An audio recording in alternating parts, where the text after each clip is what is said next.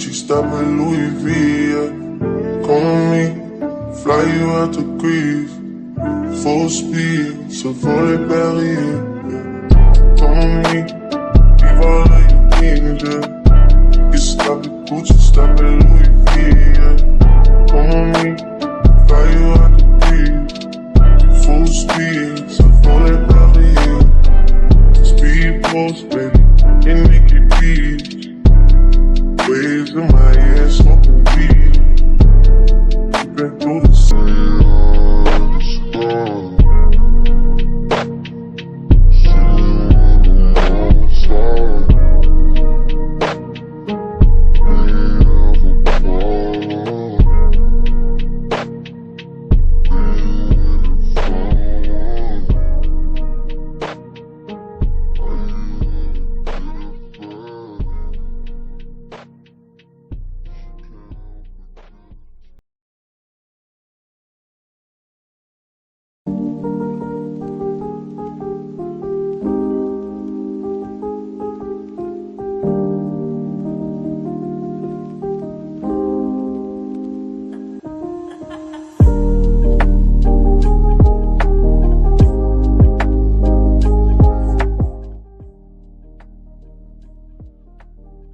All right, what's going on, man? Shout outs to everybody in the building. Hit the like button on the way in. We got 10 people in here. Let's hit the like button on the way in. Support the show via Cash App. That's $ PTV 888. That's $ PTV 888. That's $ PTV 888. Might as well support the show. You over here being nosy anyway, in a lot of cases, man. All right, it's Player Talk Radio. We're gonna talk about it though, because you got the white boys know who everybody is. It's MTR, Myron, and a whole bunch of other people just playing stupid. You know what I'm saying?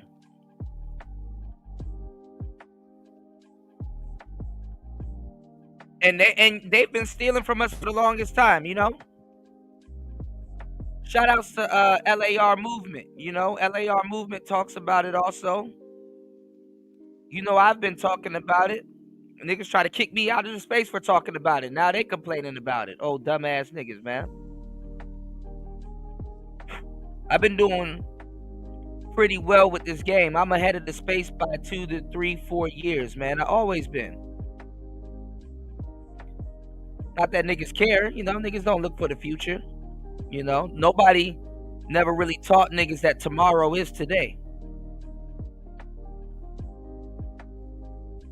Tomorrow is today. They're adding in FBA politics in the manosphere, which is funny as hell. In the black manosphere. Imagine that. So the space is just barreling down in goofy territory.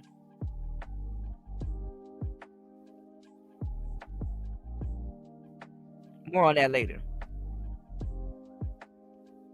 And then another thing is that half the time you can't even tell if these people are real or not.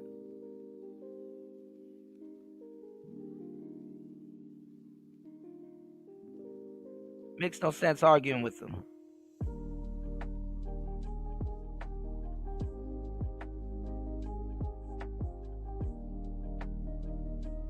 But yeah, we got a lot to talk about. You know, like I said, I was watching Donovan's show, and Donovan was getting into the weird politics of the space that I was telling y'all about. Because, like I said, Donovan Sharp shouldn't even be where he is right now. Like I said, Donovan Sharp had the face for radio, and when he ended up showing his face, you know, people started getting mad. And the funny thing is that a lot of black people liked him because he was a different archetype. He sounded like a different archetype behind the mic, right? He sounded like a different archetype behind the mic. And he would have actually, dominated in the space. I wouldn't say necessarily by himself, but he could have dominated in the space necessarily by himself because he had the voice where, you could have kind of said he was a pookie, but he was more so educated lame. Like educated lames would like him. And this is one of the problems with the structure and the black manosphere, that the black man is so lazy and the black man is just so unprepared mentally for the world in a lot of cases, that we only reduce ourselves down to two categories of of black men.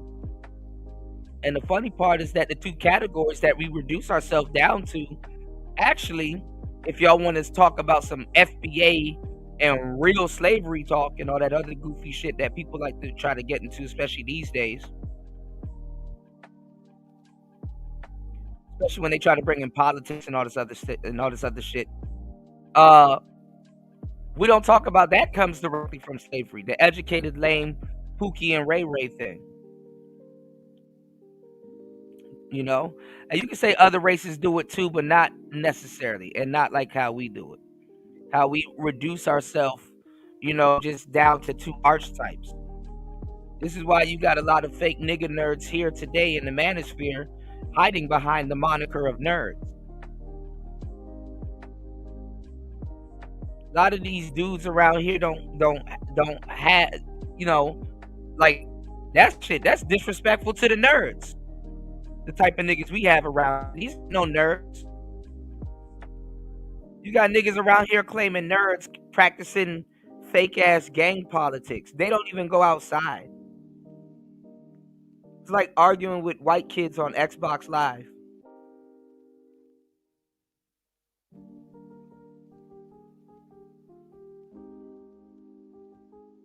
They talking like you got goofy dudes around here talking like they street cats, and it's like, nigga, if you don't get your good, if they were real street cats, the way a lot of these trolls and nerds in these spaces talk, if they were real street cats, they wouldn't be having the type of problems with women that they had.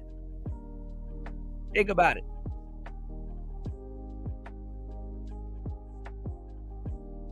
And the majority of dudes here that let that go on, you ain't never gonna get the help that you allegedly came here to look for.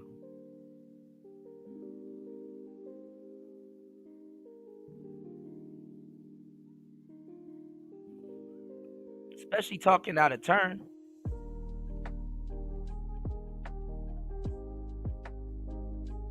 So you got niggas stuck in the past still asking about game. Still asking what is a mouthpiece.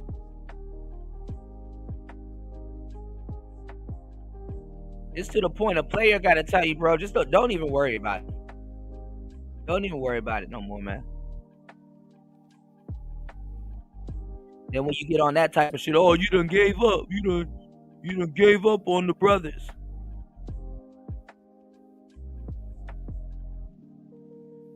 Niggas want you to hold their hand all the way.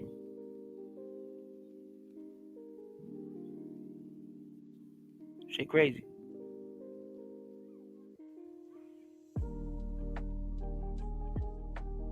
So we're gonna get into it, man. We're gonna talk a little bit. What's going on, cool man? We're gonna talk about some of the history of the space, Oshay, he going crazy, man. He about to, cover up a lot of his fuckery that he's done. And I you know what? I gotta give it to him. He did admit to some of the stuff that he's done. You never know. Maybe he was a victim behind the scenes. So Oshay, recently, y'all, I called it. Remember when we were going over the videos 2-3 days ago, and I was like, damn, I didn't know Oshay was beefing with Obsidian, but I could have guessed it because last year I called it. Something happened. I totally forgot what happened, but that's kind of somewhat relevant. But what is relevant to what I was talking about, what happened last year, was old man basically went out of his way and did a favor for Pearl. and he was defending Pearly Things. I think it was during Pearl War 3 or whatever. He was defending just Pearly Things and doubled down, on endorsing her or helping her out. I think he came to a rescue or some shit like that. I totally forgot what's going on. But this was in the middle of Oshay going in and just dropping endless videos on Pearly Things. You know what I'm saying? People was calling a lot of people coons, for rocking with Pearl. You know what I'm saying? And who she was affiliated with. And it was irritating Oshay, you know what I'm saying? Because Pearl and Donovan, they tight. You know what I'm saying? And a lot of people were getting plugged, to go on Fresh and Fit through Donovan Sharp. A lot of people forget that, So if you were talking greasy about Donovan Sharp to a certain degree, behind the scenes, you know what I'm saying? He was a gatekeeper, Angryman got denied going on, Fresh and Fit back in the day over some of the things he was doing and some of the stuff he was saying about, Donovan Sharp. A lot of people started calling Donovan Sharp a coon right before they turned around and became hypocrites and started jumping on this SYSBM. Because right after they called Donovan Sharp a coon, they jumped on to SYSBM and eventually grifted over to Passport Bros.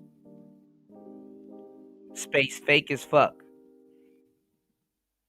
Space fake as fuck, y'all.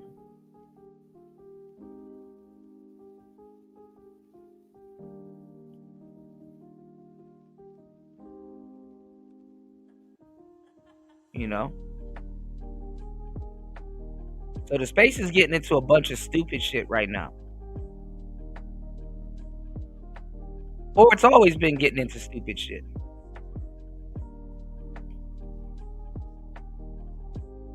And the funny part is that we hold ourselves behind because we have knuckle dragging nigga talk. You know what I'm saying? You're either defending Pookie and Ray Ray or you're defending the educated lane. And it's like there's more people that need to be encompassed in the space. What about the people that get rejected by the space? The brothers that actually are under supported and tell the truth. Y'all ever thought to check there? That's why the space is doomed the way it is.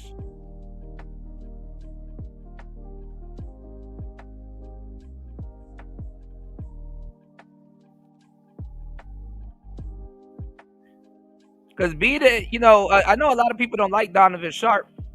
I know a lot of stuff that he does look goofy and or comes off as goofy or just janky, but the space wasn't the space, like the space ain't even living up to its tenants. At the end of the day, wasn't space meant to help guys like Donovan Sharp? I mean, it's kind of why these guys are here.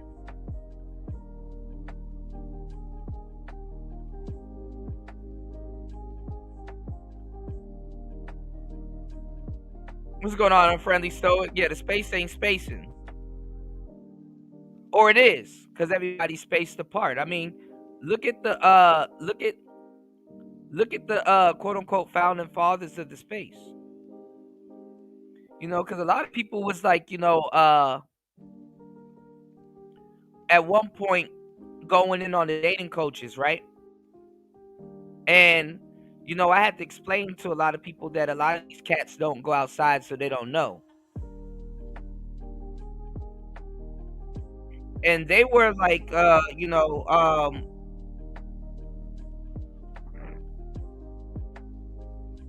trying to argue about game, right? They were trying to argue about game. To this day, these niggas still don't understand game. And it's prompted me to believe to this day they still haven't went outside. Because they were trying to say, oh, well, you got to have a jawline. You got to look a certain type of way. They just went into all of the, the black pill trope. Let mean, obviously, yeah, if you're a genetic specimen, cool. You know, obviously, yeah, if you know how to dress, cool. Obviously, yeah, if you got a little bit of swag and shit, like you said, Jay Rello is the voice of the space. That's hilarious. Yeah, you know what I'm saying? Obviously, if you have those things, cool. But if you don't, well, you're going to have to learn how to make it work. Or what you can make work. Make some changes, some adjustments. And I brought up a really good point back in the day. You know, I was saying, you know, go look at, you know, and not, and rest in peace. But go look at the dating coaches. You know, I say go look at the dating coaches, the top dating coaches that are in the space. You know, like Alan Roger Curry, rest in peace. Go look at Locario. Go look at Steve the Dean. Go look at whatever dating coach you can find, even in the white spaces. Yeah, a lot of those guys, well, in the white spaces, kind of somewhat look like heartthrobs, air quotes. But a lot of the guys that are getting women, they don't look like these genetic specimens. You know, they might be fairly decent looking brothers. But I'm like, look, that should tell you something. Look at the guys in the space that are teaching you, quote unquote, game, right? Or giving you some game. They're not necessarily the most genetic specimen looking cats. Pause.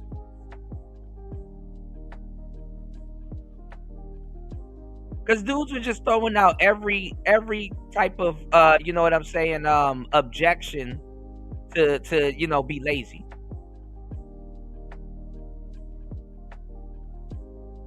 Guess we need to add another archetype to the black manosphere. The informed lazy nigga.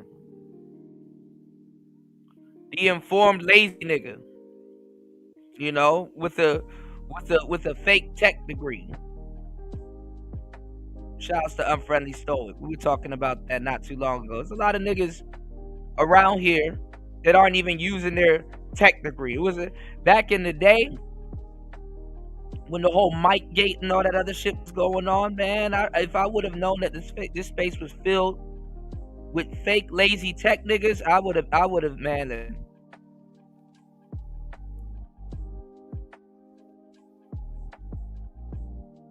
Space been lied to also.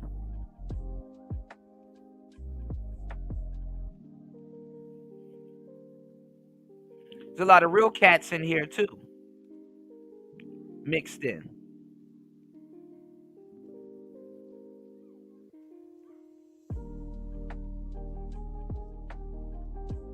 But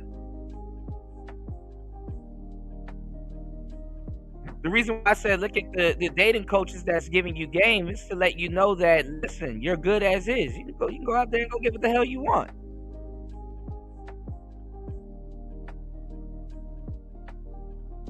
But if you look at the founding fathers of the space, look at all the quote unquote founding fathers of the space. Look at the quote unquote founding fathers of the black manosphere.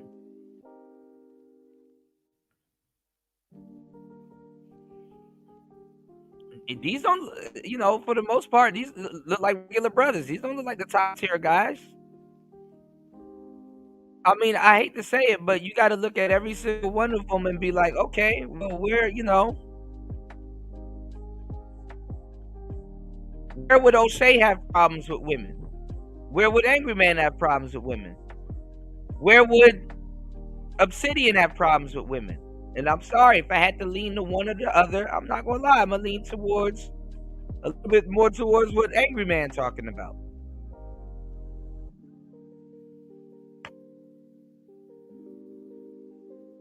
Have you ever successfully helped somebody? Have you ever successfully helped people? I have. And I'm gonna tell you, out of all of them, if I feel like I had to be a dentist and have to pull niggas' teeth to get them to do something better, Oshay, Obsidian than Angryman. That's like kind of how I'm looking at it. Because half this shit is common sense. You know, dudes in this space are doing too much in the name of entertainment, in the name of intellectually sparring, in the name of just a lot. It gets into a lot of semantics and dumb shit, and it's like, damn, niggas are up here talking about feminism, politics, don't even understand half of that shit, and they done lost sight of why they were really here.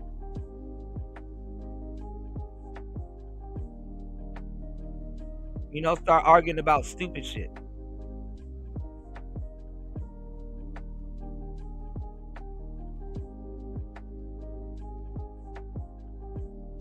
So yeah, getting back to the topic of the show, you know,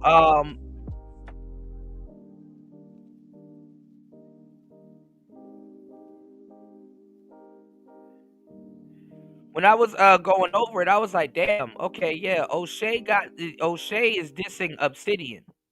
You know what I'm saying? O'Shea is dissing Obsidian. You know, he was dissing Obsidian when when he basically wasn't naming them and was kind of, sneak dissing them. He started off sneak dissing Obsidian when he was talking about, and it sounded like he's a little bit jealous too, when he was talking about how Kevin Samuels was promoting his book. Then MTR, said something, MTR said something about, to the extent that Kevin Samuels promoted Obsidian's book. And I guess from MTR's point of view, and it's to be determined if this is true, I think we all kind of know the answer or somewhat know an answer. But he said that Kevin Samuels made Obsidian into a millionaire, you know. And if you go listen to MTR's video, he's kind of insinuating that Kevin Samuels made a couple of people in this space a millionaire.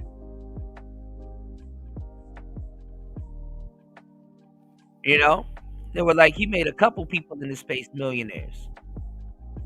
Well, I don't know, y'all. I don't know. I don't know about the whole making people millionaires. So, obviously, O'Shea knew he was being slick in this video, and I told y'all there's no content really going on right now. So yeah, of course O'Shea's gonna fucking run with this stroke. Obsidian hasn't said nothing back yet. I'm pretty sure he's probably here, or all three of them probably here in the sky. Well, cool. Obsidian hasn't said nothing back yet. So we're gonna wait to see. And I think Angryman's been going live, but nothing. I haven't heard anything come of it. I haven't heard him say anything about it. But yeah, all three people are O'Shea at this point is going crazy. You know what I'm saying? He's doing the whole Rumble thing all over again. That's why the name of the show is called Weekend Rumble. All right. So basically, MTR said that Kevin Samuels turned Obsidian into a millionaire by promoting his book. So O'Shea started to clap back. He clapped back over that. If that's the case or whatever, you know what I'm saying. And then he just started going in on Obsidian. So I guess he was like, "Fuck it, I'm just not gonna sneak this, bro, anymore. I'm just about to put it all out there." And every year, all three of them claim they're not a part of the manosphere, so that or leave the manosphere. So I don't know what to tell y'all. Every single year, instead of just taking a break, just declare that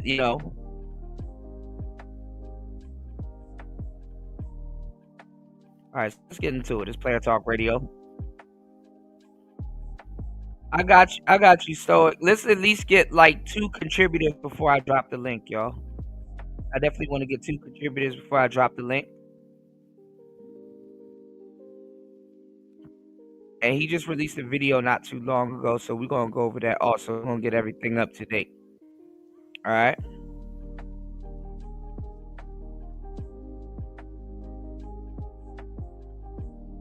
Give me 1 second.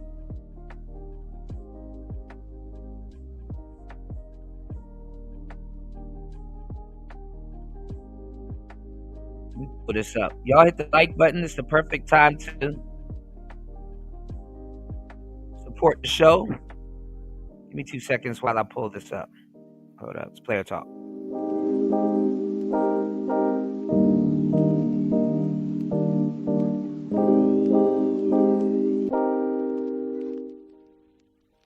Yeah. 1 second.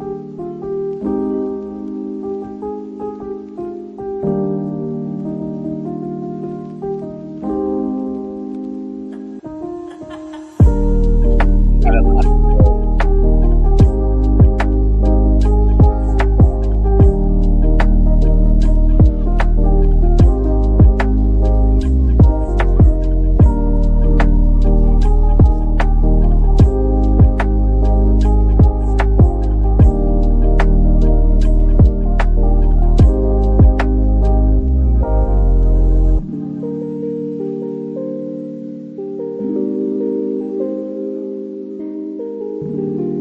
we all know about the drama going on right now about who killed the Black Manosphere.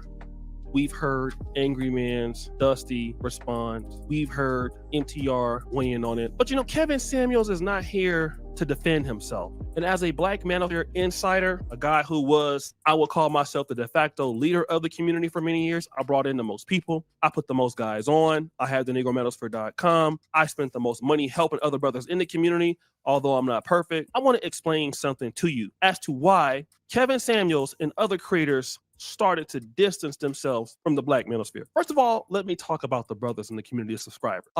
Nobody would have left the Black Manosphere community because of the subscribers. The subscribers were great, all right? Obviously, you don't have trolls in any group, but the brothers, if it wasn't for them, none of us would have been here. And I certainly thank you for that. You know, you guys have changed my life. You have stuck with me over the years. Many of you guys I have met in person. Some of you guys have come to see me in Uganda. I've seen some of you guys in almost every content. I was in Dubai one day and I happened to see brothers, man. So I'm forever grateful. The issue happened to be at the top, okay?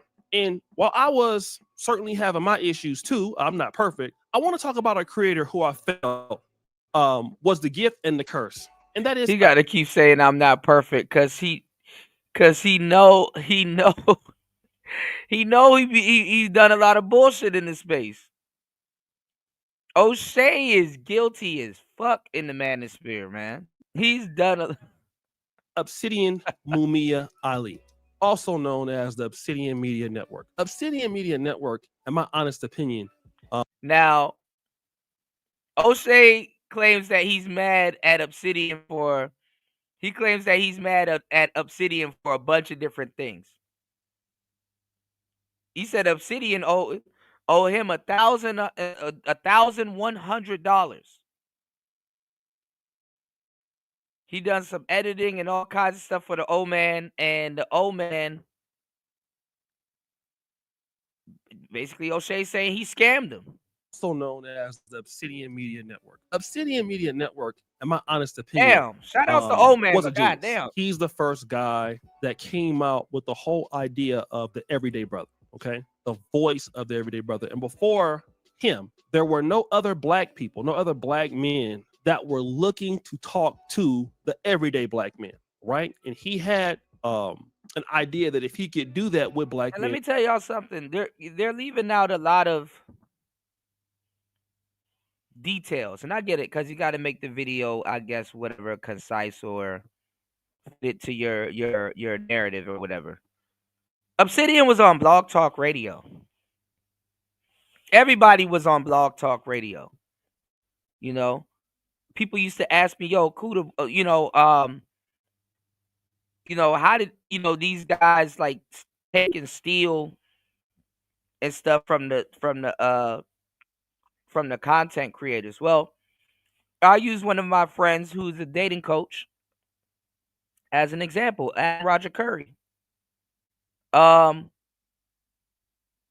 He was stubborn. You know, a lot of the guys didn't want to come over from Blog Talk Radio to YouTube. You know, YouTube, a lot of the guys were old school. They didn't think YouTube was going to take off the way YouTube was, but the manosphere, we were building a hub over on YouTube. You understand what I'm saying? And then, you know, you had at the time you had Ustream and you had Mixler, you know. I've had a radio show on Blog Talk Radio, you know. I've you know, Blog Talk Radio, that was the place. You know, you can run your radio program. And let me tell you something, why a lot of these people don't why back in the day a lot of the authors and some of the dating coaches were respected until they wasn't. Until they came over to YouTube. You understand what I'm saying? You had to have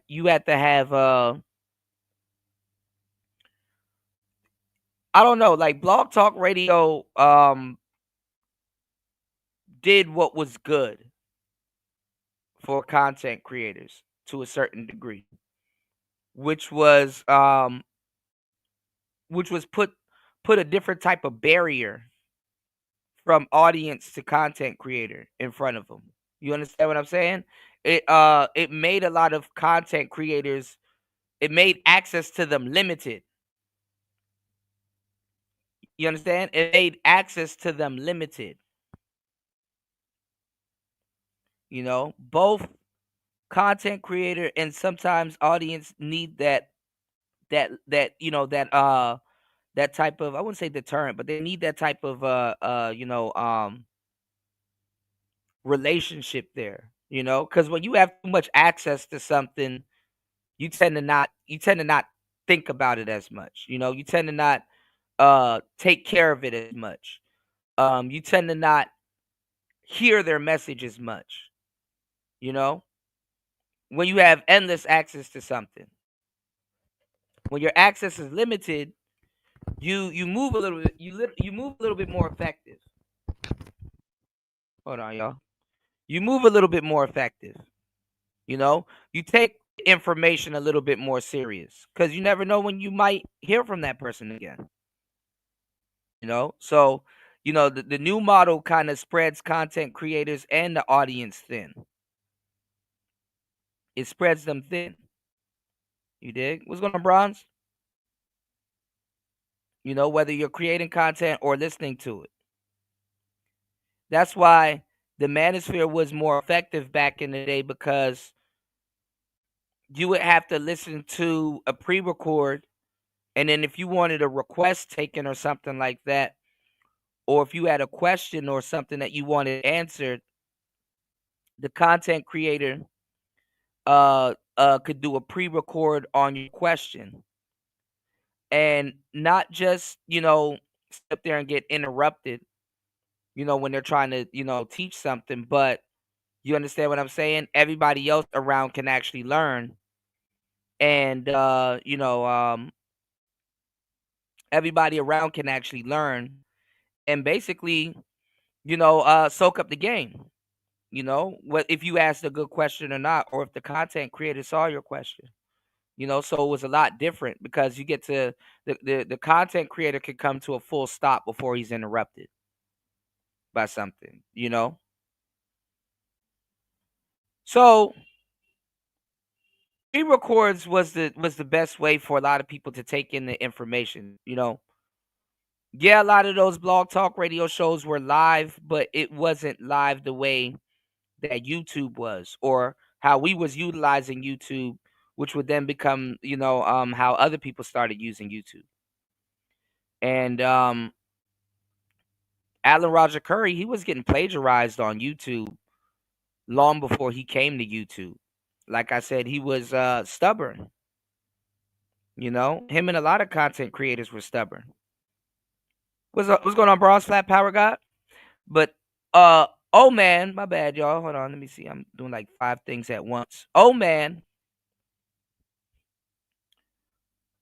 he hit the ground running when he came to YouTube.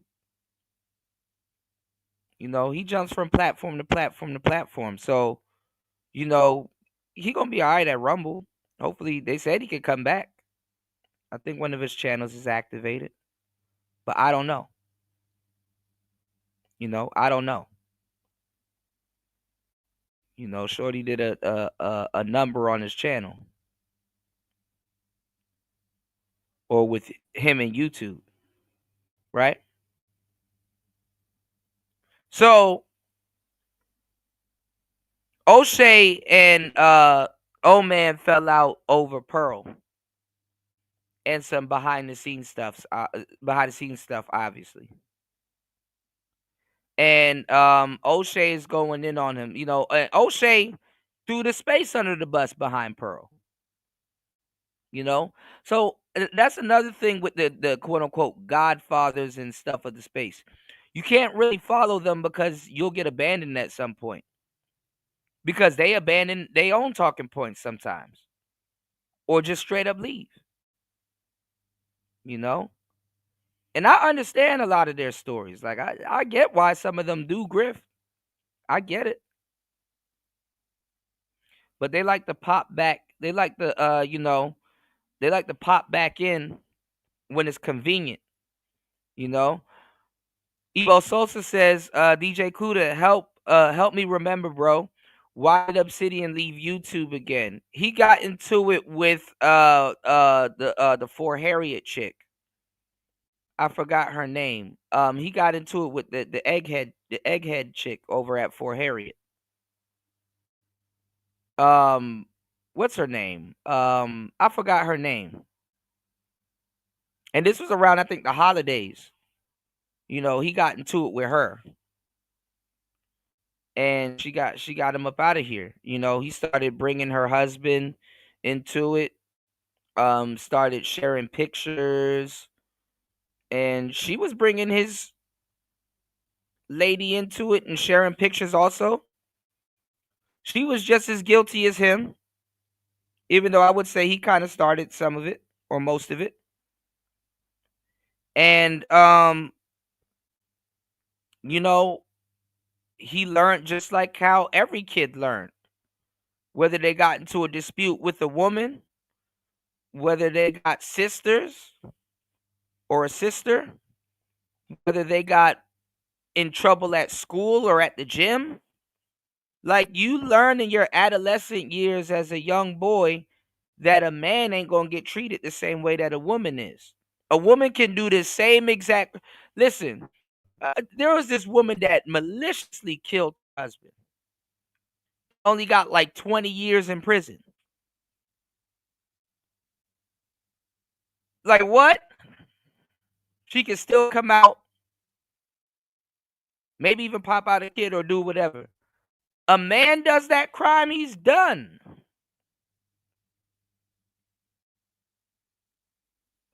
So, like, I'm trying to figure out, like, what, like, how dumb are men?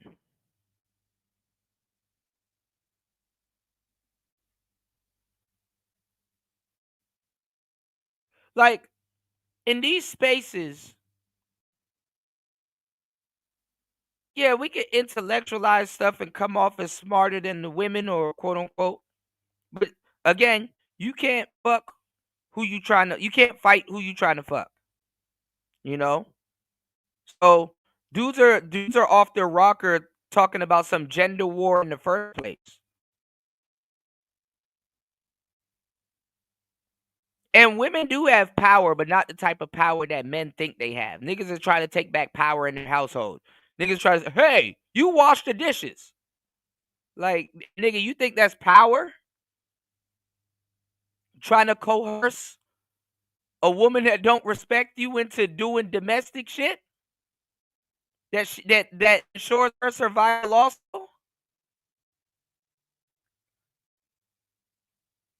Even the feminist bullshit that women hurl at dudes that they sit around and argue about all day here is a damn trap. Because guess what? Women are most protected under a patriarchy. Women are protected under a patriarchy. Women aren't protected under feminism. They think they're protected.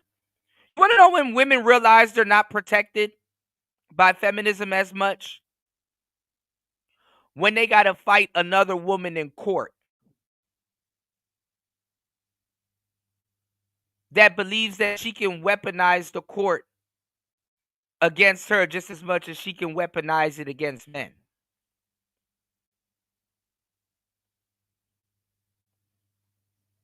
And the court hate women on women crime, and the court hates weaponizing stuff against women because the court knows that it makes a lot of money pitting women against men. They know that. They know that. It's to make money. Look at the Megan Thee Stallion, Tory Lanez case. His prints wasn't found on the gun. But guess who got the money? And guess who's going to pay?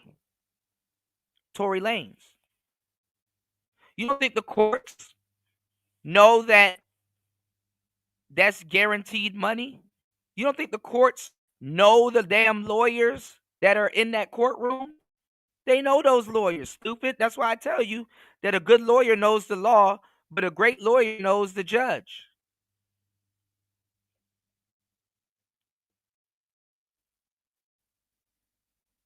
They know the lawyers in that courtroom. They appoint you a lawyer if you don't have one.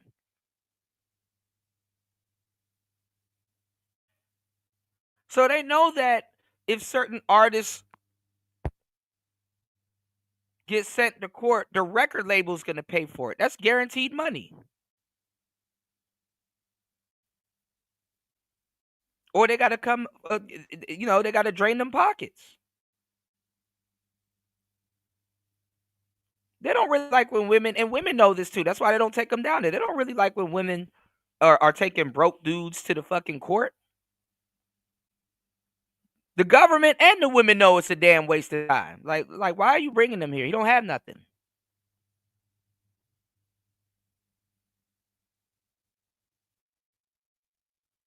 They're working with each other. But the stuff that dudes are arguing about in the manosphere, man, that ain't no fucking power. That ain't no fucking power. Other than you getting full custody of your kids, that ain't no damn power. Or upholding certain things like the prenup that you signed. That ain't no damn power.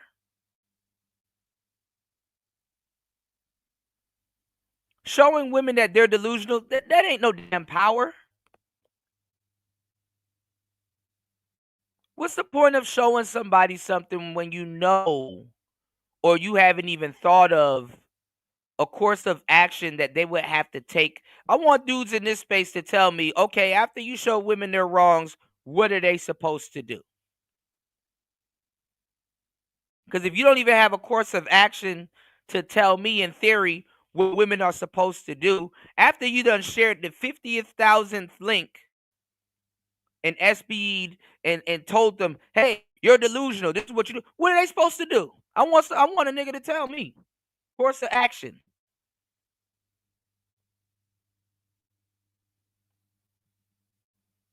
And if you can't do that, then honestly, you don't even possess the leadership skills to even do that in an isolated incident. If you can't just, in theory, tell somebody on the internet what they're supposed to do about it anyway.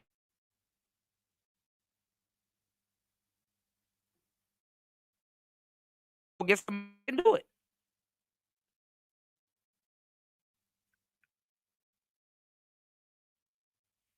The problem with men is that we want low-hanging fruit to be high-hanging fruit. We don't know if we're lazy or if we're minimalists.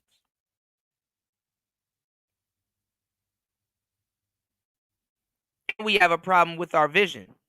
The eyes can be fooled. very badly.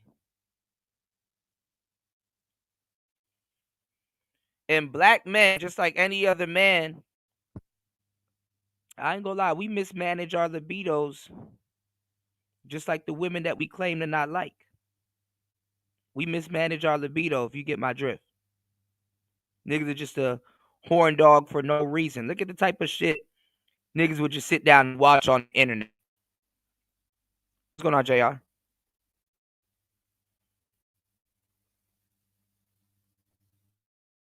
Niggas just, we mismanage our libido. We just as mad as that hoe. We mad because she out there getting paid to have all that sex and we not.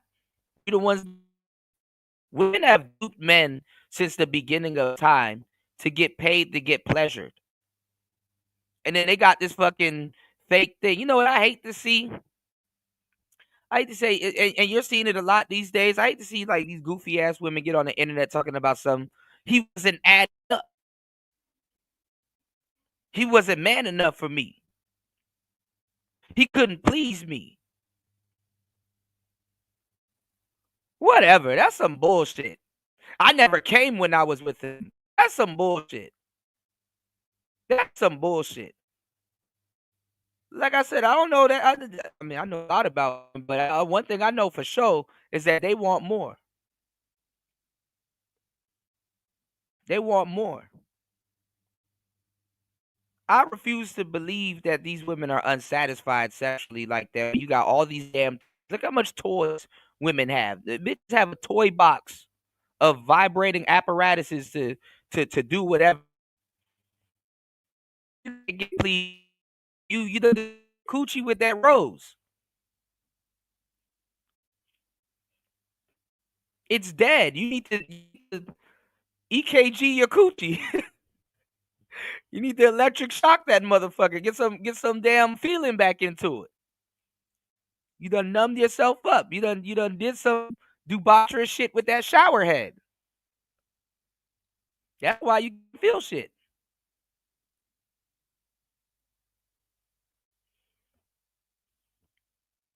Women explore that. Women have every toy. They done octuple dip they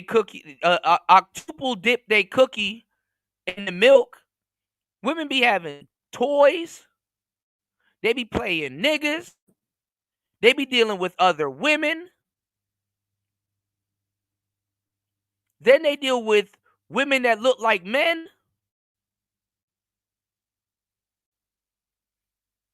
They done screwed everything that's not nailed down.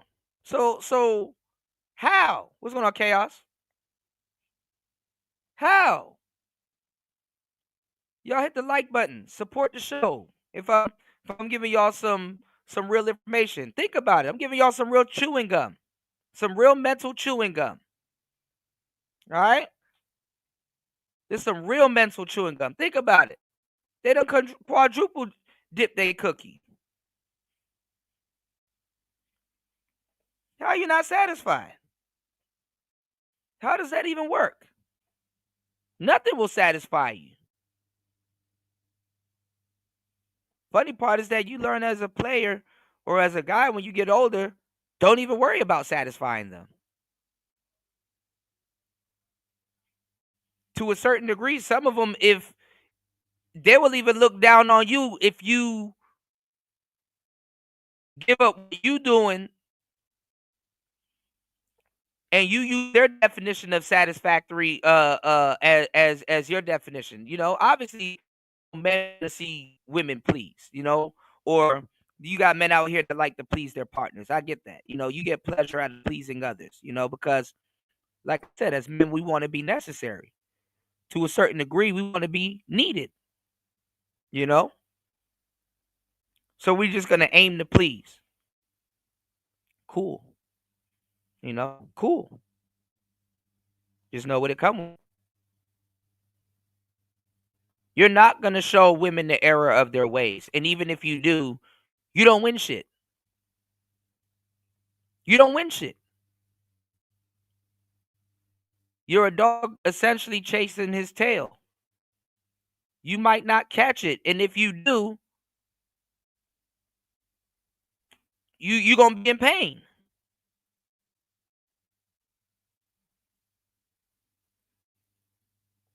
And let me tell you why you don't win shit. Because if you get a good girl, a lot of y'all gonna want to Keisha your girl up a little bit.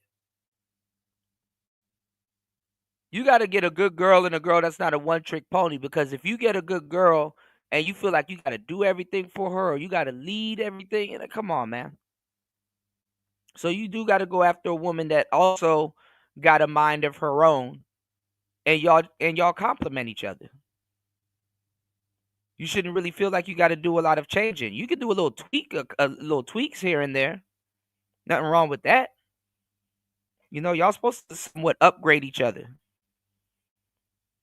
But if you got a full-fledged change, it ain't gonna do nothing but change you. And if you're focused on women that you got a full-fledged change or straight up explain things to, she's not really hearing you and she don't care. Like that's like trying to get somebody that don't have any mouthpiece, don't have any bartering skills, and don't have the necessary mindset to negotiate a discount or whatever they want, right? That's like trying to get somebody to give up their discount when they've been benefiting from that. You know? It's like inflation right now. If they can get you to pay more because they know you can pay more, you gonna pay more. What is a discount?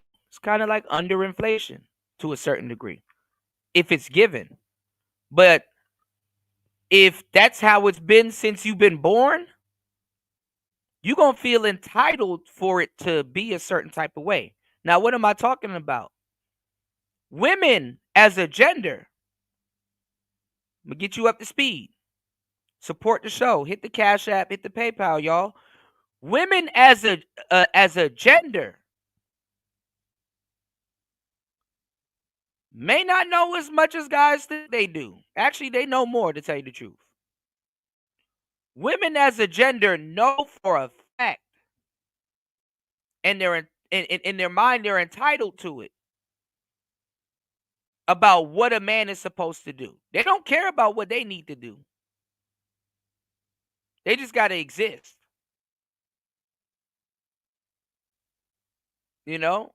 And you can't get mad at them for it. You know, that's why they're opportunists. I mean, obviously, you didn't work for no homo, you're Johnson, but they didn't work for their coochie. It was given to them. They didn't work for their looks in a lot of cases. It was given to them. This is an avatar. Men got to prove their value. Men got to, okay, what do I contribute? I contribute to the world. Women are like, okay, what is the world giving me? What is the world giving me? What can I get? What have I gotten? What have I received? That's how they're looking at it.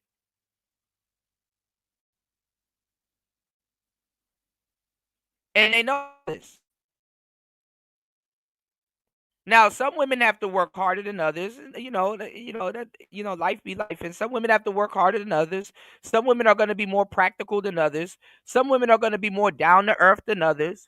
But overall, there's some expectations out of you,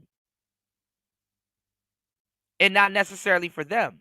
It's not expected for them to cook. It's not expected for them to clean. Even though dudes can argue and say, oh, they used to. Yeah, they used to. But it's not expected. That's why some will do it. That's why some won't. That's why some will do it for other guys. That's why some won't do it for you. It's not expected.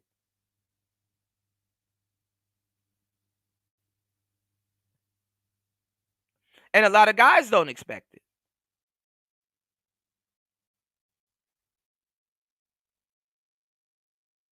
Especially nowadays.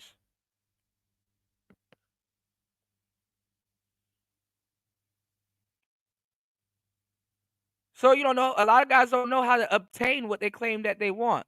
Cooking and cleaning and all this other stuff. Okay. Whatever. Whatever that means.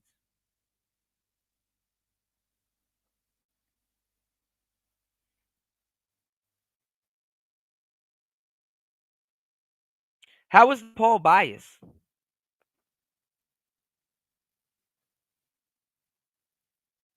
How's the poll biased?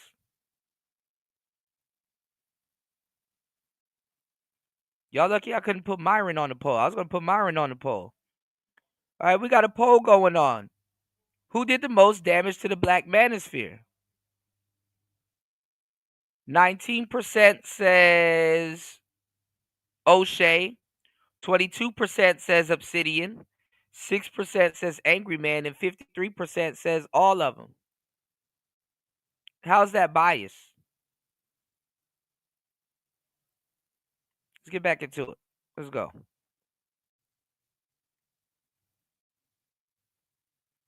And the answer was a resounding yes. I think Obsidian Media Network influenced me. I would go on to say that he influenced Angryman. He is absolutely the first person that we all know about that adopted the Patreon method. Most people don't know the Black Manosphere guys were the first guys on Patreon, and Obsidian was the first guy on Patreon that I saw in 2015. Patreon is wildly adopted now, but he was one of the earliest adopters to that policy. And he influenced everybody to get on Patreon. Angryman, I joined later. But the reality is that as good as Obsidian was, he was pretty f***ed up, okay? He was pretty f***ed up.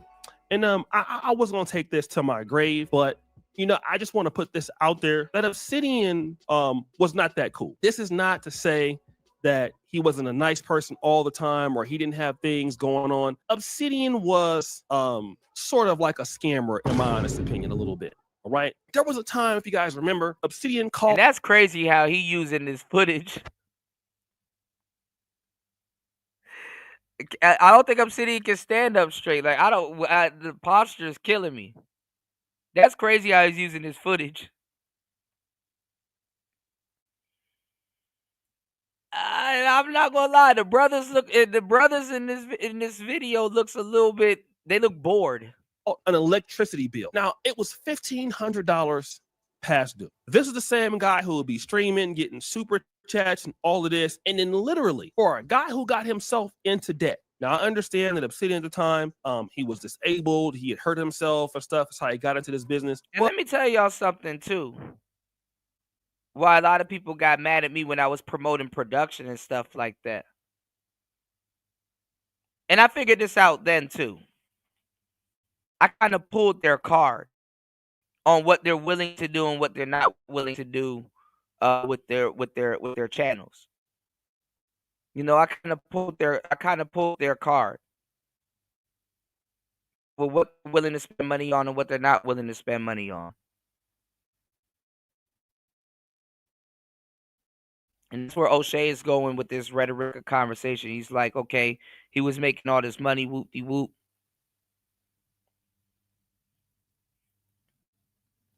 Why didn't he pay the editors? Why didn't he pay, you know, how he weighed, I guess. But at the same time, Obsidian was out here, you know, castigating brothers for not donating to his old $1,500 electricity bill that he. It wasn't that nobody else did it. He did it. If you guys in the sphere remember that, y'all know exactly what I'm talking about. And I'm trying to tell you, I'm giving a news reasons why somebody would not want to be associated with the sphere anymore based off this, okay? So that's what he did. After that, this is something else that happened, okay, that you guys don't know. Mediocre tutorials and reviews just the other day mentioned how Kevin Samuels was helping him and helping other creators. There's a content creator, I believe his name, Obsidian, who became a millionaire after Kevin shouted out his books. You see, Kevin Samuels. I be irked the shit out of Oshay. Mediocre tutorials and reviews said Kevin got an M. That's Kevin got an M. Obsidian got an M after Kevin Samuels shouted out his book. That probably made him mad as hell. And I don't know if he got an M. You know, I'm not counting nobody's pockets, but hey. Mentioned Obsidian's book, right? Obsidian becomes overnight an Amazon best seller. Do you think Obsidian broke Kevin Samuels off any money to thank him? Nope. But you know what his dusty ass did? When he wrote a second edition, he came right. And O'Shea's been doing this. Let me tell you what O'Shea's been doing. He starts off the video somewhat respectful. And as the video progresses, he starts getting more disrespectful. He start turning up. What's going on, EB? Y'all hit the like button, support the show. Let's get some contributors. Good morning, everybody. Look, he start turning up. He started getting a little bit more disrespectful. You called Obsidian dusty. Oh man, it's up. Right back to Kevin Samuels and asked for another shout out. Now, ain't that Dusty? Now, I'm gonna continue. All You of see these that, are all Evo? facts. And that book was terrible. Of course, so many people on Amazon.com, they said it was written poorly. Right. I mean, just go check out the book for yourself, Mumia Ali, and just see how many people diss book. He was going in. He was like, "This is a dusty ass book. Nobody really cared about it. It was written poorly. God damn." It's a little different too, because Oshay used to write for you. Oshay used to write for Oshay. I said Oshay. Obsidian. God damn. It's too much old, man. God damn. Obsidian used to write for Oshay. God damn. God damn. It's killing me today, y'all. I gotta remember all these names. Donovan used to write for Oshay. Alan Roger Curry used to write for Oshay.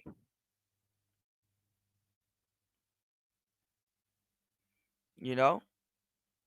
I ain't gonna lie, writing a book is way different than writing a column, you know, or writing, your concise thought on a trending topic or situation.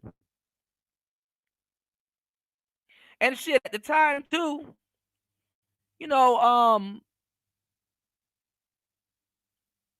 I ain't even gonna lie. If you want to get into the white manosphere these days, you got to blog because niggas don't read. I was gonna say it wouldn't be profitable if you, because some of you guys, like, a lot of guys be coming to me like, cool, I'm thinking about starting a YouTube, or hey, I want to start a YouTube and stuff like that.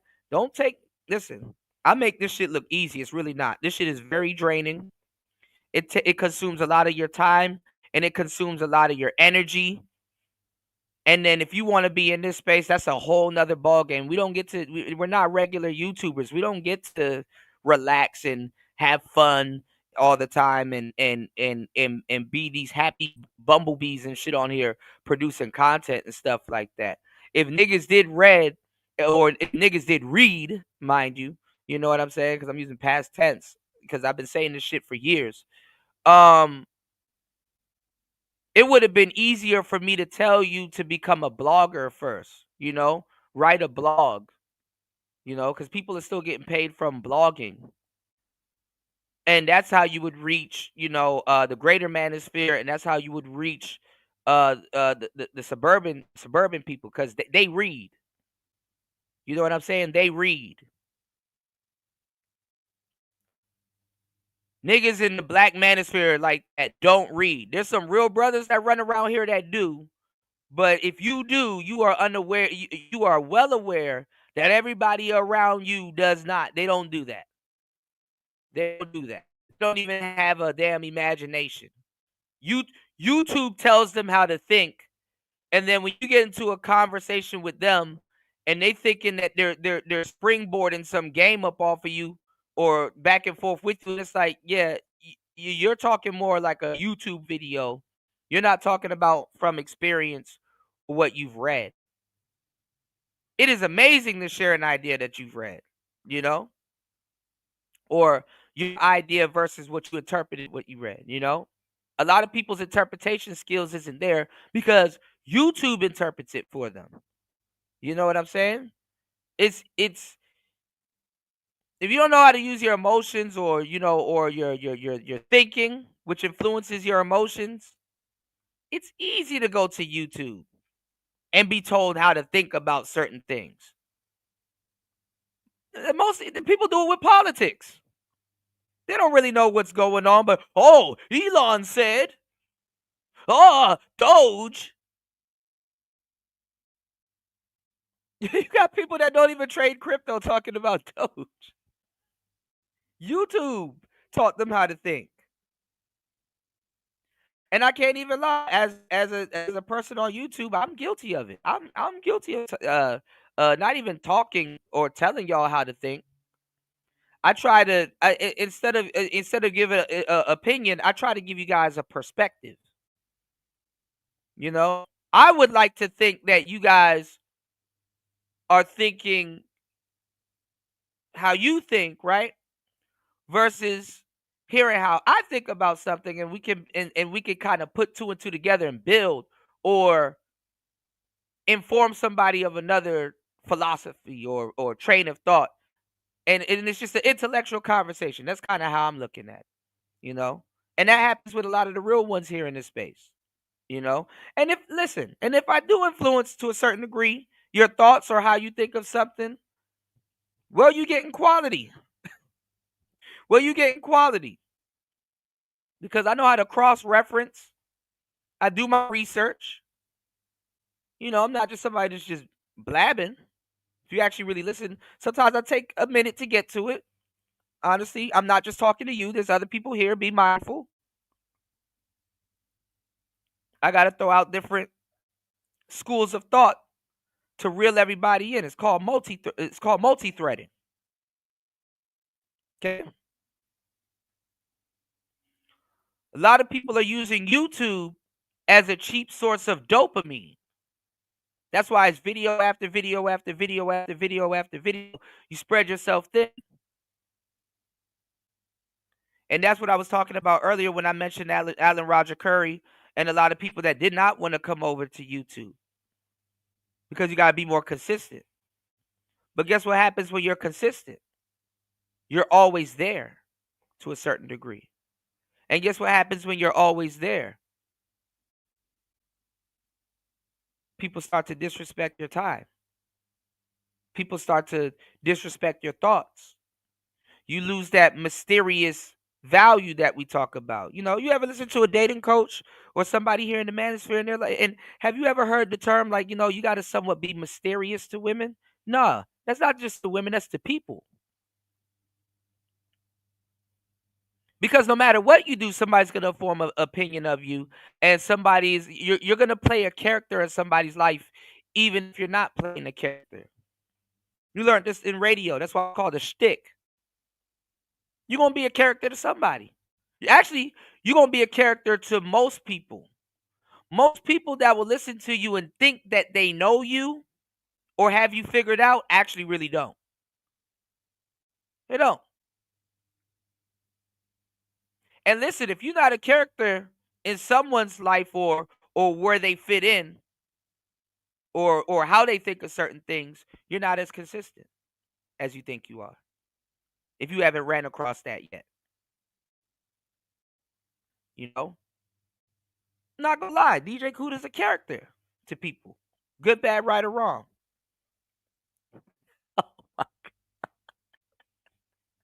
I should have never looked at the What's going on? Oh, I'm trying to be serious, man. What's going on, War Master? He said Kuda's Kuda Xbox disrespects his X. What's going on, man? Bro, you know I'm trying to get Steam to work, man. I've been trying to get Steam to work for the last 24 hours. I got this funny ass game that got this good soundtrack called Jack Orlando. I got to put y'all on. Y'all probably even know this game too. What's going on, Princess Kami? How you doing? Welcome to the show. You already got a wrench.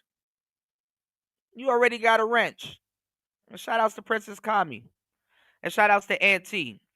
I actually was talking to Aunt T about you. I actually like you. You pretty cool.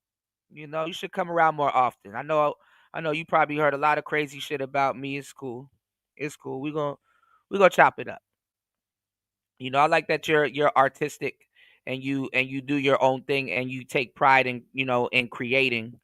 You know what I'm saying? You take pride in creating stuff. I think that's a dope quality. You know, like I said with guys here, and like everybody said, think before it's illegal, y'all. Make sure you're thinking before it's illegal. Y'all Y'all sitting up here talking about Elon and Neuralink and shit. You don't think that if you actually got that bullshit attached to your brain, oh, brainiac niggas, you think if you got that bullshit attached to your brain, if you had crazy ass thoughts, that thing gonna snitch on you?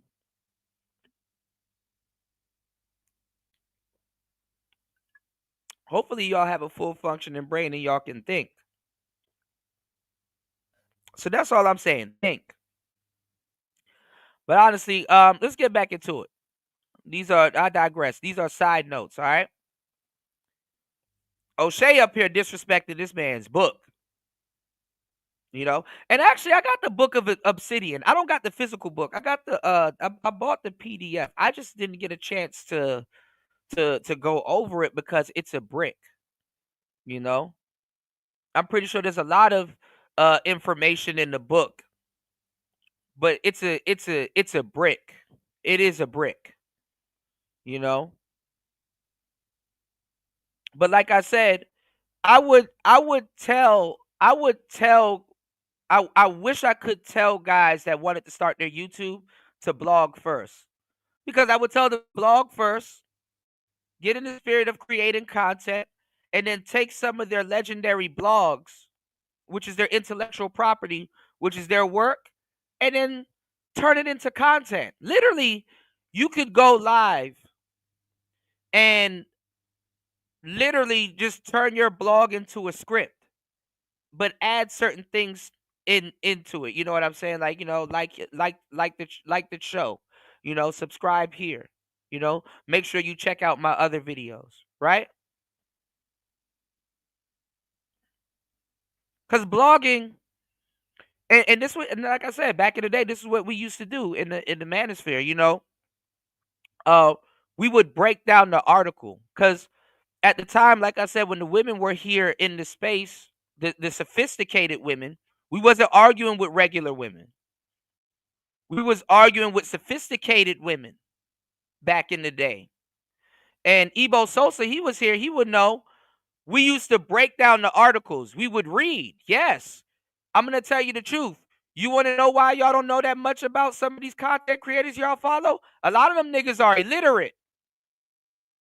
They're illiterate. Niggas that can't read, of course they'll, can break down a YouTube video. Start getting some of these content creators y'all follow to read. That nigga got to put his finger up under the screen and go under every word with his.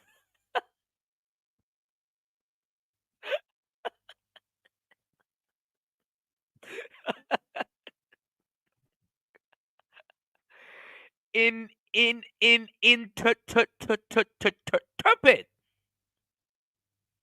Niggas around here hooked on phonics. I'm not. Oh my god. No, for real, it's true, Ebo Sosa. Try to get some of these niggas to read a little bit. That shit is like pulling teeth. They can't read. And then the funny part is because there's two sides to reading. You can read that shit all day. But what did you interpret from what you read? Reading, it engages something completely different. Cause half these niggas can't hear. You understand what I'm saying? I didn't listen until I got into radio gear and equipment and stuff like that. I thought I had an ear. I thought I had an ear. Until I started producing music and using high quality stuff and instruments and gain staging and turning knobs and reverb and all this other stuff. Like you like most people, they like what they hear, but they don't have a trained ear. You have two ears and one mouth. And I listen to people. So sometimes, yes, like these days, because I've been doing this for a long time, and let me tell y'all something, when you do things for a long time, this is why old people sometimes come off as heartless or cold. Or some of them come off as patient. Because most people can be both. But sometimes if I'm hearing somebody and I'm hearing the rhetoric and I'm like, bro, I already know what you're trying to talk about and what you led up to. Sometimes I'm not even gonna lie, to save me some time, I cut them off. And y'all are sitting here like, oh yeah, I wanna hear what this person has to say. And it's like, bro, y'all heard this a million times. You're just listening to somebody else's version of the same talking points over and over and over again. This is why this conversation of the manosphere is coming up. There's no more content to steal. All the new people here, they came here in groups. Did y'all notice that? Yeah, you have little one content creators here and there. You have your coolie here. Every so often, you got your daily wrap up group. These niggas start stealing content in groups. We're like fourth. If I really break this down, we're like fourth and fifth generation talking points being stolen. Because talking points was being stolen within the space. That was annoying enough. But when the whole world is using our vernacular, if you go to Urban Dictionary and see how much words are getting put in the Urban Dictionary, I guarantee you majority of them are coming from this space. Even the black pill niggas are influential. People are putting cell behind shit. Stupid cell. Curry cell. Rice cell.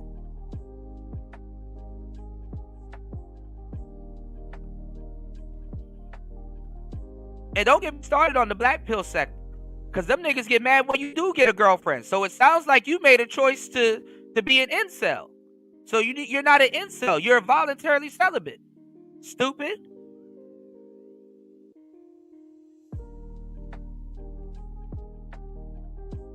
Cope cell.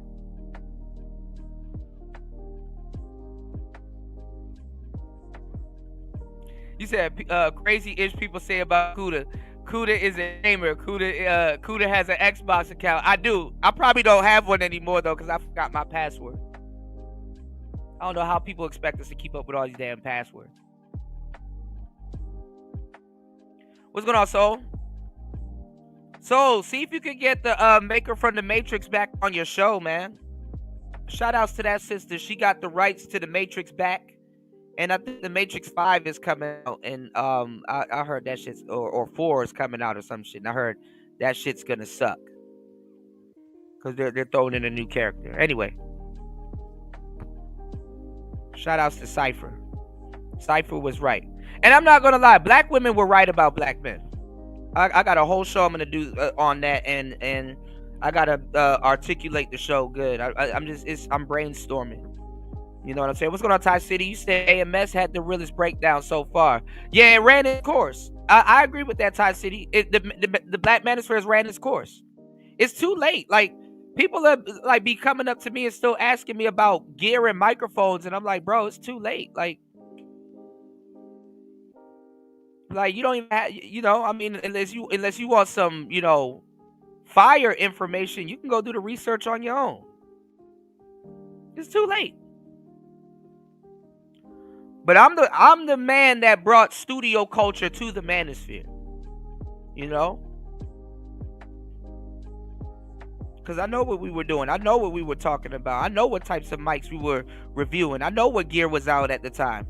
And now it's not even about no damn gear. It's really about software. It fluctuates. You can fucking get a piece of shit. Rode just released a piece of software to go with their mics, but you can get it separate and literally have the sound of a Rodecaster.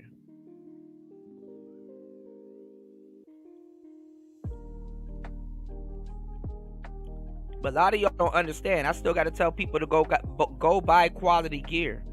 They don't understand what quality is, especially when it comes to sound. They don't understand quality. Quality is where you could buy a microphone and 10 years later you got that microphone and it sounds better. You got to understand how music equipment work. A lot of people don't understand how music equipment work. Your gear, you have to break in your gear. What do I mean by breaking in your gear? If you want certain genres of music to sound good, you got to take your headphones and keep listening to the music or play white or pink noise. I think white or pink noise is probably the way to go, but you still got to, you know, open up the drivers and all that other stuff in your headphones and stuff like that. And that's why I said get quality equipment, because the gear gets better the more you use it. If you're using a 5-year-old SM7B, that mic gonna sound good as fuck.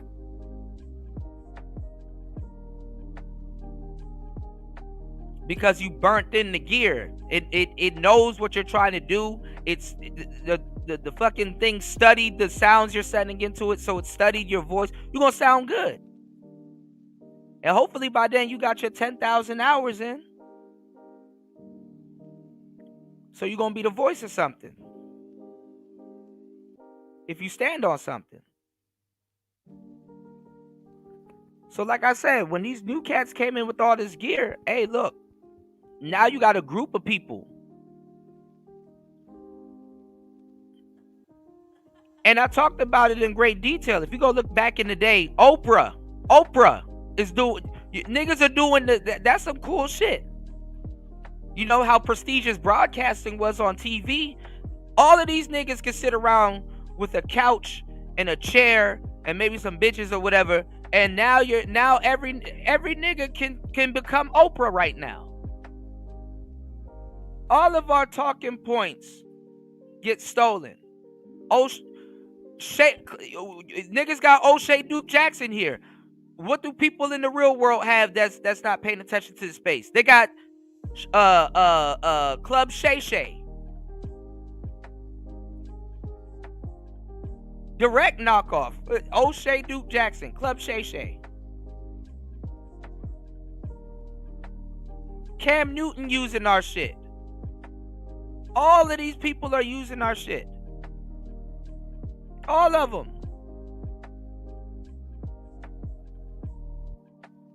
And these talking points been around for a long time. But it's when the pickup artists, it's when those people pushed it forward. That's when all of a sudden, so when you hear these talking points, like I said, it's like playing the game of telephone. If you line a bunch of students up and you whisper a phrase or a sentence in their ear and tell them to do the same and do the same, by the time you get to the end of the line, it's going to be a complete different talking point. It's going to be butchered. People going to twist it. They're going to put their own spin on it. So by the time you hear, like, so pardon me if I get a little impatient hearing the same shit over and over again, because most people don't even know where it comes from. They don't know what they're talking about. That's why they had to steal. So guess what? Now that the water has shut off, because more people got to know about Kevin Samuels after he passed away, so his channel is still active, but it's not putting out no new stuff. And it sounds about right. Kevin Samuels was using about 2 to 3 years worth of material. So 2 to 3 years after he passes, yeah, people are gonna start looking for new stuff. Now I'm innovative. I'm an innovator. I create new stuff all the time. New talking points, push talking points. We not stuck on the first page. Yeah, the subject matter is played out.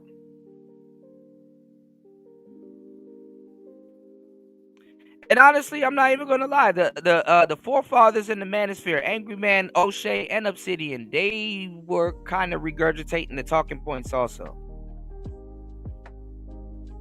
They were kind of regurgitating the same talking points also, year after year after year. The only thing was is that each and all of them changed in their own little ways. You know what I mean? Changed that up a bunch of times and redistributed the show, helped them out. Changed a bunch. He's always been red pill raging, but he started to grift. He just grifted. Oshay also changed too with grifting, but he basically took the back door by just saying, hey, I'm gonna do celebrity content. That's an easy way to do man content, honestly. That's a cheat code. Took back door. Hey, I'm gonna just do not manosphere content, celebrity content.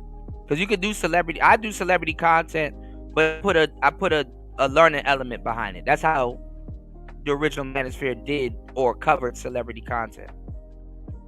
And that's what drawed a lot of brothers into the talking points and whatnot. Long story, right?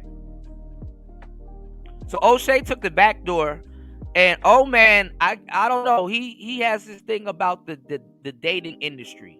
Like that's what he's talking about. He said that it was one point where he was like he's gonna.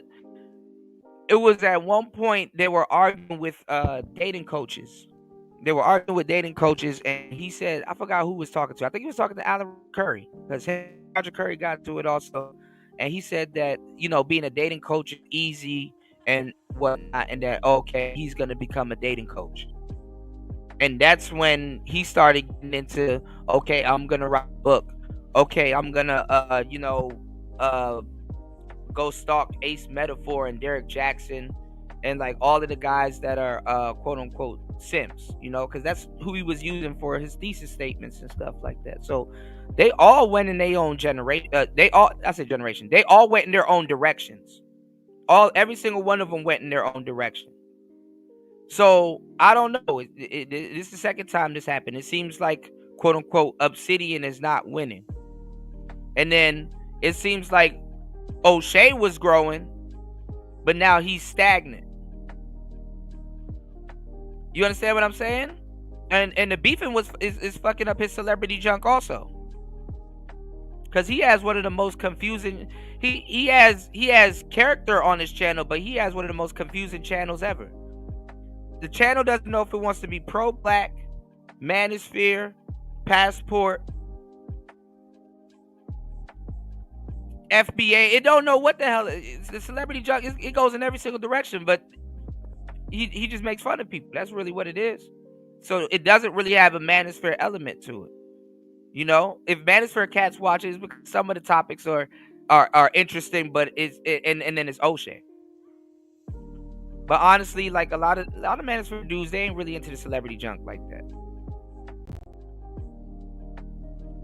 Not originally. They could care less. They were more worried about the household. That's why the space been sandbagging with the topics.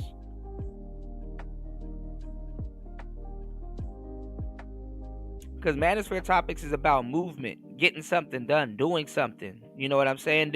There's you listen to something, and then now that you got the solution, there's movement after that. They like that. That was the real CTA to Manosphere, getting people to move, encouraging them to hey, go outside, hey, do this. Go outside really wasn't a topic. It was an action. It was, we didn't have to tell people to go outside. People already knew. But now people are stuck to their computers or stuck to their phones and everything and like that. Man, ain't nobody got to really fucking this shit is entertainment. Nobody really listening. And it's a numbers game. It's like out of 20 people that will listen to you, maybe 1 or 2 might actually apply action. But then when you have quote unquote gurus starting to contradict themselves, and it's like overnight, by the way. It's overnight.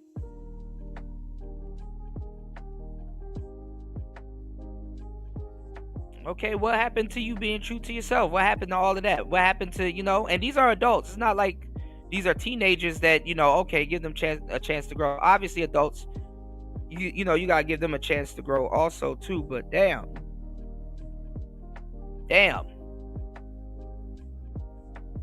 So you got Oshay right here airing out somebody that he could call. Airing out Obsidian.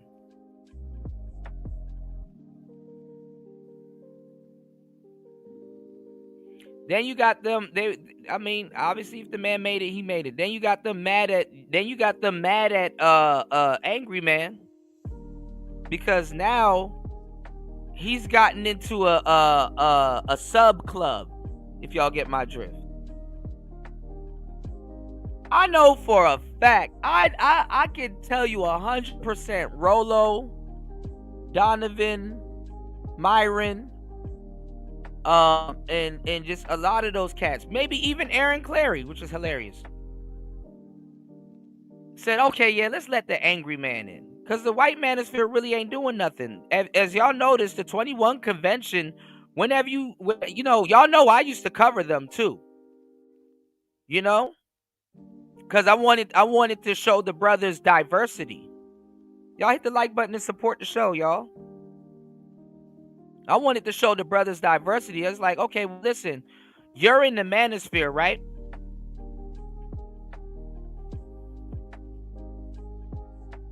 You are in the manosphere, so it's within your best interest to see how, or can learn how other white manosphere creators think. You know? Okay, we over here in the black manosphere, whoop-de-whoop, we got all of this shit going on. What does I've never seen a white man with the last name Johnson. I'm sorry. I don't know. There was a joke in there somewhere, but look, the president of the 21 convention, what's his name? Damn, now I'm messing up the man's name. AJ. His last name is Johnson. Anthony the Dream Johnson. I don't know why they call this man the Dream, but okay. He seemed like a cool dude, right? Anthony the Dream Johnson. If they because they used to put it out, now they put their shit behind closed doors now too. I want to work my way up to that, but anyway, if you go listen to Anthony the Dream Johnson, right, in the white manosphere, even though you may not agree with them or whatever they're talking about, which most black dudes in the manosphere don't, it's in your best interest to be like, okay, well, this is what the black manosphere think, this is what the white manosphere think. And sometimes it's good to think like, okay, let me listen to him. Why does he think that way? Because I'm not gonna lie, around them times, if you come around the black manosphere, you're just gonna get inundated with like a whole bunch of fake pro-black talk. Because the manosphere was originally about saving Keisha. That's what it was. And the white manosphere, they had their own, they got their own thoughts on certain shit. It's like they're moving in a different time, but they piggyback off of us. But have you noticed the last election? This should have been this should have been the election where they show the fuck up. The white manosphere. They were nowhere to be found. And like I said, they're smart. They're sitting back and they're watching. These next couple elections are going to be pivotal. Everybody's posturing before 2030. Everything and everybody. So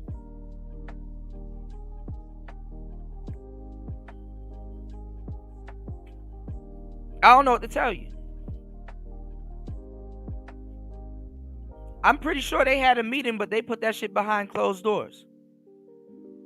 They're waiting for, like I said, dolls, and they're waiting for robots, right? And let me tell you what's going on right now, too. Let me tell you what's going on right now in the space, because y'all not even paying attention. Maybe y'all can steal some of what I'm saying here and turn it into some content. Because everything I tell y'all that's going to happen, it happens. I already know what's going on. You got the El Gibbet coming into the manosphere at a alarm. They're already here. They listen to us. We even some of their favorite. They love us. And that's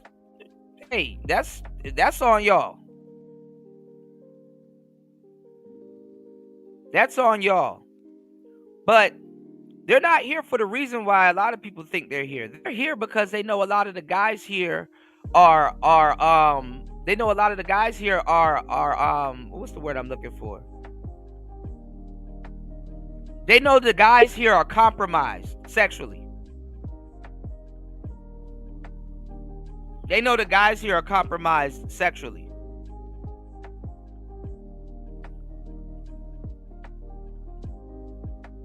Because one thing for sure, they can even say that they know is that y'all aren't even listening to the people that are here. And you can even use the last election. They got real mad at the brothers. Y'all didn't see no real appreciation videos. when 80% of black men, they try to, what y'all kept hearing in the manosphere? Oh, we influenced the males' votes during the Trump election. We actually didn't. We kind of did, but we didn't.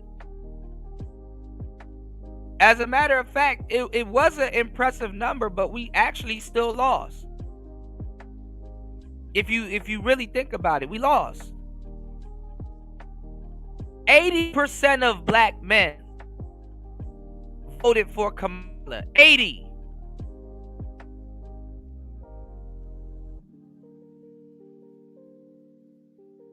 So even though we're in like the Urban Dictionary and we all over the place and stuff, right? Like modern man is still whipped. Modern man is still under the matriarch. Modern black man is still under the matriarch.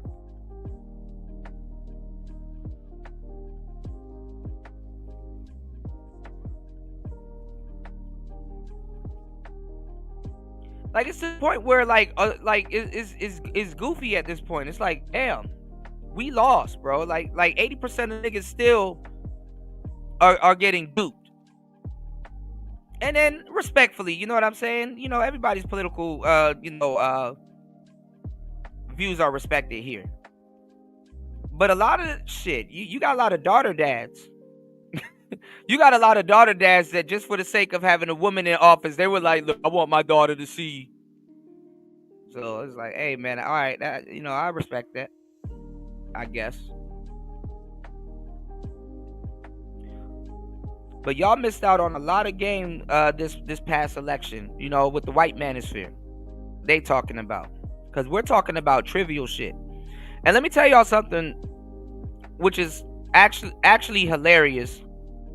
But you got to know your history to understand this analogy. But did you know that black women actually got what white feminists want? And nobody talks about it. Black women actually got what white feminists want. What am I saying? Look at how like people like to talk about like slavery and the feminist movement and stuff like that, and you got to go over, you know, what does, you know, that's like a white thing. Real feminism, you know, a black feminist is a misnomer. There's no such thing, because they didn't need feminism to protect them from black men.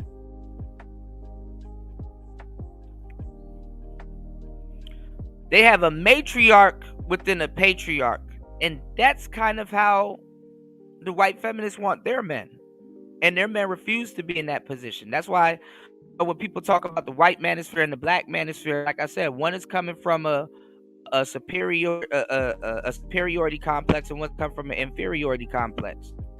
If you're superior, you're not going to put up certain shit, so that's lost right there. Do you understand what I'm saying? When you're inferior, you're going to be putting up with a lot of shit. And guess what that creates? A lot of content. So, which one do you think is the superior manosphere versus the inferior manosphere? Think about it.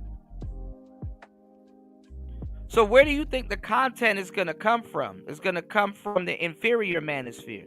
That's why people steal our shit and run around with it. They gallivant around YouTube with our goddamn content, right?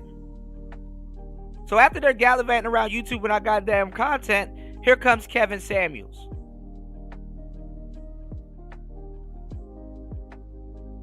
And for years we've been talking about this. Obviously, Kevin Samuels was just the tip of the iceberg, because he wasn't even really a part of the manosphere. Hip-hop put Kevin Samuels on. I'm going to tell you, he used to stay here. And I'm going to tell you, Kevin was going to do the same thing eventually. There is a bag, an untapped bag in the black manosphere. You just need to get the assortment right. There is a bag in the inferior manosphere that the inferior manosphere itself hasn't even got a chance to use. And Kevin wasn't it, you know? Now, if you look around the manosphere, you got guys like Ant T. Look at what Ant T is doing. That's a shit. That's a bag right there. A huge bag. Look at what Lapeef came in doing. Something that they saw Oshay doing. Who made that bag? There's bags all around here to be made. This is where their ideas are coming from. And if you copy Kevin, you're copying this space by default. Because Kevin, all he did was just remix some of the stuff that he heard here while he was here and put them behind the acronym. Y'all ain't listen to Soulja Boy. SOD, because bitches like initials. It's the truth. I just did a whole segment about how niggas don't read. When technology started popping off, what were people saying? Oh, I don't like texting my kids because all they do is use acronyms. LOL. BRB.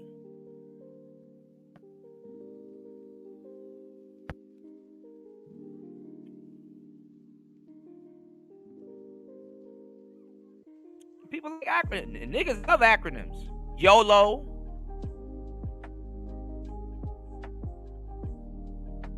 LMAOO. Oh, here's an old one if you an old person. RO. Was it ROTFL? Rolling on the floor laughing. We beta tested all of that. Oh shit. Shout outs to War Master dropping the huge. I'm gonna hook up my Rodecaster. I'm tired of destroying my voice.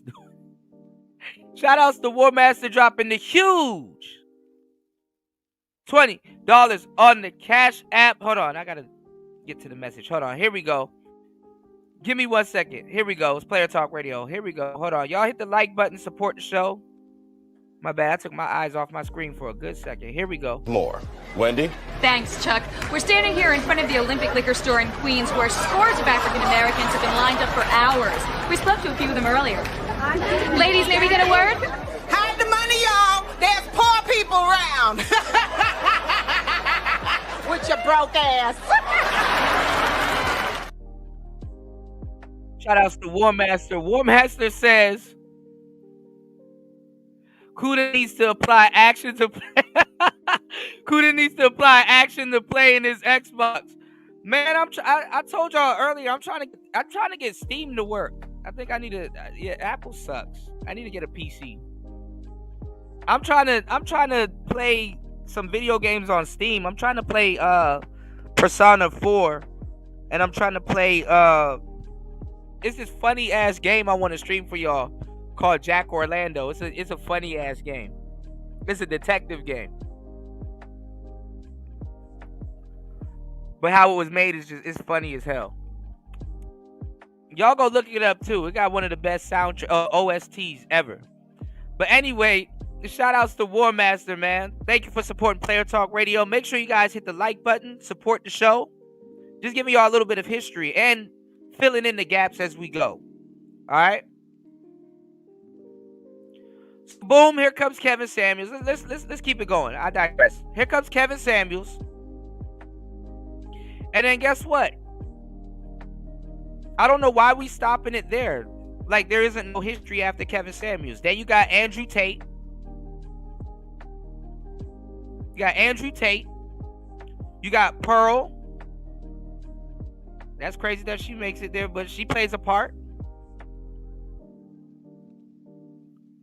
I need to go find that live stream. Fasting or anybody, if you are here, if you are there, if you guys can do me a huge favor, because I gotta comb through a lot of fucking content. I actually gotta sit down with somebody and comb through the content. I'm telling you, man. I gotta find that video because Oshay took it down and started bombarding y'all with a bunch of anti-Pearl videos. That's all you gotta do. You just gotta bombard people with anti-Pearl videos. He like no homo. He milks it. You know, he milks it. Pause. But he had a video where he was throwing the whole manosphere under the bus. Because he said that the manosphere didn't invest in himself. And he was going at me for bringing equipment into space. Oshay was hating on the kid for a little bit about the equipment. Oh, that guy got a whole bunch of mics. Oh, that guy, he acted like he never heard nobody was like, yo, like, let's invest in the space. Let's get this popping. Let's start, let's look a certain type of way. I was on, what I was really on? I'm not even gonna lie to you. I was on some dominant shit. Like I ain't gonna lie, y'all. I'm gonna tell you the truth. Let me tell you where some of the motivations behind what I was saying comes from. I really wanted us to look better than the white manosphere. At least visual. Yeah. Y'all could have continued on with all the fuckery and stuff like that. I wanted us to visually just dominate. Just have the best shows. Because honestly, other than stealing from other niggas, we ain't biting from nobody. Honestly. We wasn't biting from nobody. Like I told you, we in the insecure manosphere. Insecure dude, a lot of shit will happen to him. Sometimes they get the content because insecure people let the world happen to them. So we didn't really have to bite off of nobody.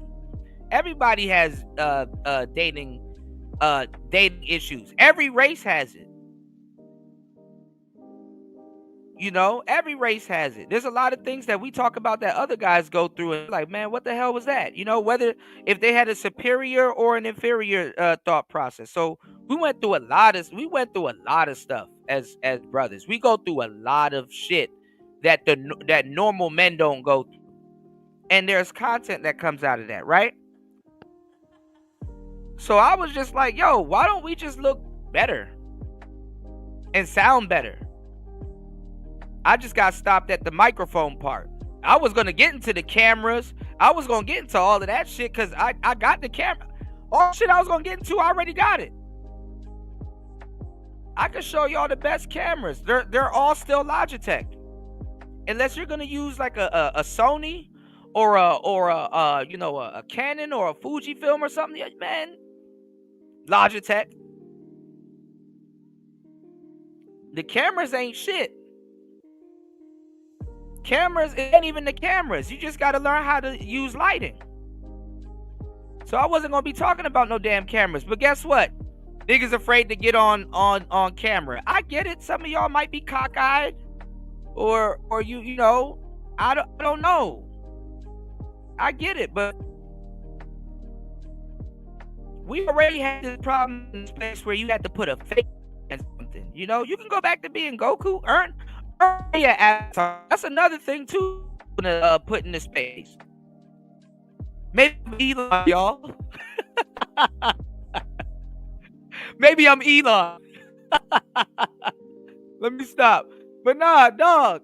I was gonna be like, bro, earn your avatar. Earn your avatar. You can go back to being Goku, nigga. I wasn't trying to stop that. Niggas got mad at me.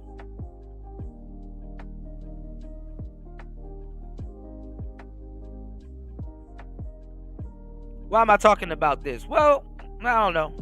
There's a lot of other moving parts in the space y'all don't know about. People was talking about why old man don't cam up. I guess y'all found out why he probably don't cam up. Everybody y'all going in on his teeth. Y'all want old man to look like Big Meech out here and shit. Yeah. Yeah. I'm not gonna lie, everybody got them veneers, bro. You said Anton took whatever else was left. I think so too. You know who else didn't really? He had a bag in this space, but he got weird. Glendon Cameron. That's a name y'all haven't heard in a minute. Glendon Cameron. Do your research. Shout outs to Joey. Dropping the huge.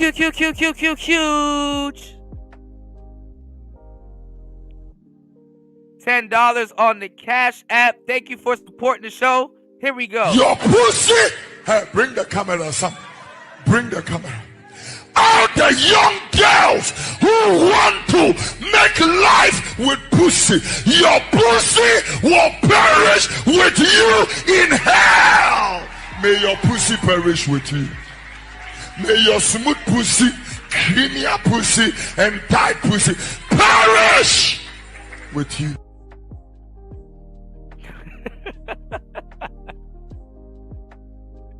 Shout outs to Joey. Thank you for supporting the show, man. But think about it. Think about it. It would have been like pulling teeth to get the guys here to cam up. You know, we're going through the same thing in the producer community.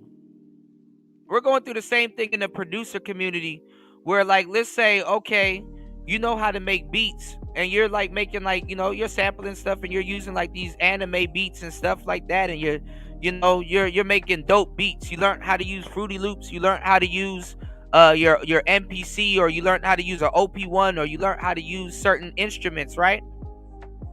And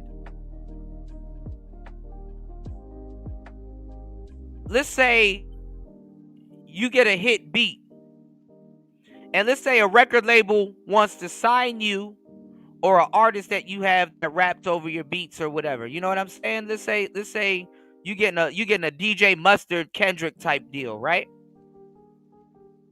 How the fuck can they contact you? You know, like Goku just made a fire ass beat, and we ready to do business. Like you're I'm not even gonna lie. Sometimes being an avatar will stop business. Will disrupt business. Your business. It'll disrupt your business. So that's why, I mean, I'm not even gonna lie. Motherfuckers are gonna steal beats anyway. But that's why somebody probably stole their beat. You know what I'm saying? We're going through the same thing in the beat community where it's like nobody's here taking it that serious, and you know, they're not ready to do business. So Kevin, he already showed his face. He already went to certain places around here. He already, you know, was doing the image consultant thing. He was, you know what I'm saying? So he was ready to go somewhere. People were wondering why he didn't reach back at the time. I'm not gonna lie. The people that he reached back to, they showed their face, and they were easy to get in a suit. He had two lawyers, a random streamer, and himself. I'm not gonna lie. I mean, him, Anderson, and what you call it, they probably would have been a team. You never know.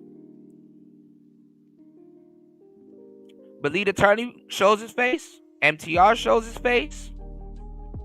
Dennis Sperlin shows his face. And all of their setups.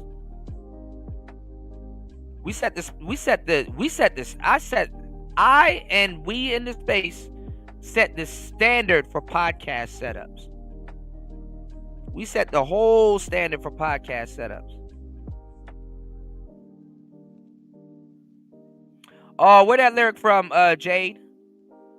Where that lyric from? So yeah, we set the standard on podcasting and podcasting equipment and stuff like that. I was trying to get, look, we were competing with the little gamer setups and stuff like that. I already knew the Lapeefs. I already knew all of these new group of people were gonna be in here tossing around the same topics. And you know what's funny? Everybody that was here in the what you call it, that was in the space of yesteryear, if you go to a lot of their chat rooms, you'll see them in there. You'll see them in the same chat rooms. And it's like, bro, this is your 100th time hearing this talking point. This is your 100th time hearing this talking point. Like you didn't learn, or it's still entertaining to you?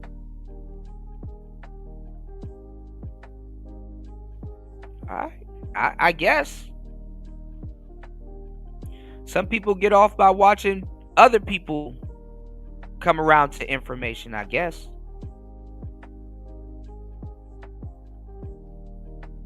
And honestly, you can sound like an expert with these talking points, because like it just shows you how there's like a break in society and conversation. Most people don't know how to respond to certain things, or not even. There's like a limit to the response that you'll get from certain things. You know, there's a limit on it. That's what the pickup artists were exploiting.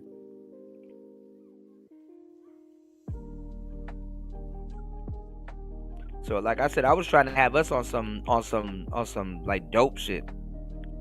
I was trying to have us on some balling shit, like, but people wasn't gonna get on no damn camera. People didn't want to own gear.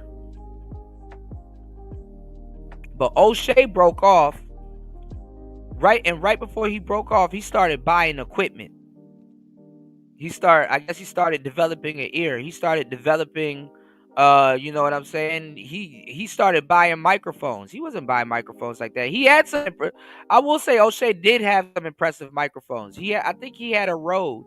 I think he had all his microphones were plug and play, which nothing's wrong with that. With a little bit of education behind it, there's nothing wrong with that. You know, I was even telling people that be going up on the panels, bro, just go to Walmart and get a microphone, you know, because you gotta be mindful of the content creator also. Remember, we're recording also. All of this is recorded. That's the part y'all be forgetting, you know, when we let a lot of people participate on our shows. This is recorded. So coming up with, you know, if the broadcast's been smooth the whole time, and then you come up with you know what I'm saying, sounding like you in a damn wind tunnel, or you getting abducted or some shit by aliens and shit, or somebody in the background snoring, or you know there's kids or fire alarms and shit going on, you know you coming up with Armageddon and shit in the background, you know that does diminish the quality of the quality of the show. You know, people got to be like, hey, can you hear me? Versus, I know you can hear me type shit. You know? A lot of these shows, how they were ran, they run like radio. That's how we run them.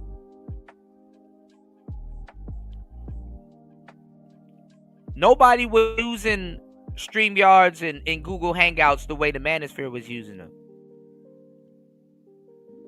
You know, so we get copied down to the last molecule, you know. Stuff like this was for business calls. Like, you're in Tokyo, I'm in Rio. Hey, did the deal go through? Yes. Okay, thank you. Bye. That's why webcam mics are trash. See, like, that's why, and I'm teaching us how to patch in our own audio. What's going on, Toya? How you doing? So I was really trying to have us on some dope shit, but this shit just got stupid. It got stupid real quick. And the fucked up part is that there was a lot of good brothers around here that had a voice. You know, you got LAR, you got your shit. You can even say BGS. You got a lot of people around here that had a voice that you know, nobody cared. Till this day, think about what I'm telling y'all. Till this day, before we can even move forward, people would still have to go out and go get some equipment. Till this day, in this space. Yeah, the new people with the equipment came in, but they didn't know how to use their equipment. And then they don't have the actual voice because they're copying the voice. Cooley's show, respectfully, and this is how I hear it, because like I said, one of the pioneers here. This is how I hear it. Cooley's show, it got topics and you know, shocking factors to it, but it got no soul. It's like, okay, I'm here again. What's the topic? Oh wow, we're talking about body count again. And we gotta hear hoes get shamed for their body count and shit like that for the rest of the damn show. We gotta hear him going back and forth with a woman who she feels it's her job to argue because that's what she does for a long time. If you do something for a long time, that's your damn job. Or a hobby or whatever. Whatever you want to call it, you'll argue about it. That's why and first of all, and then they're young, it's not hard to get somebody to argue about some shit that they heard. YouTube tells people how to think. Of course you can get somebody to argue about some stupid shit. They're not committed to it. They heard it and regurgitated it. Like monkeys do. But how monkey of you to start a career, something that you're going to be doing for a long fucking time, and you're copying off of other content creators. Yes, it's going to make you a bag, but guess what? Your show ain't going to have no soul. And then you're going to have to start grifting and doing debaucherous shit because the audience tells you when they're getting bored of that shit. And now we need something else. Now the Kevin arc is gone. See, y'all don't even realize, and I told y'all this last year, that it's a crunch to go find new content creators. Shout outs to Ty City. He came up with the concept of the manosphere mascot. And the irony of it is that Kevin Samuels was the first original manosphere mascot. But the funny part about it is that he was playing for the other team. Or not the other team. Another team. You understand what I'm saying? So people are saying, oh, well, people in the manosphere hate Kevin Samuels because he's playing for the other side. No, he's not playing for the other side. He's playing for another side. And that doesn't necessarily mean opposite. You know? He getting his foot in the door and getting himself straight before he gets somebody else straight. He reached back and chose who he wanted to. And like I said, those are all dudes that will get on camera. Those are all dudes that, I wouldn't say necessarily be yes men, but would have been delighted that he reached out to them. You know? Like, honestly, like, there was no black dudes really getting on the, unless you were smoking a cigar or doing cigar content, or you were a barely a newscaster or whatever. There was no black man really getting on the internet with a suit on, talking to you, or spitting that shit. And the reason why he was spitting that shit was because he got it from the manosphere.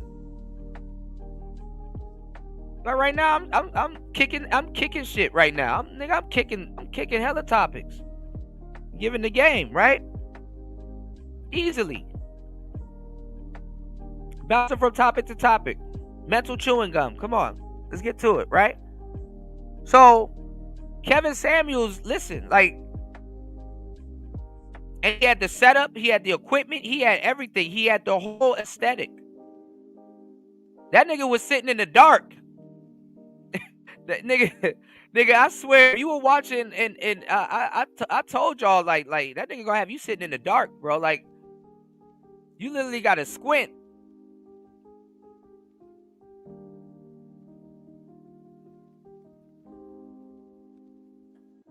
Y'all have to turn y'all contrast up or your brightness on your phone or some shit.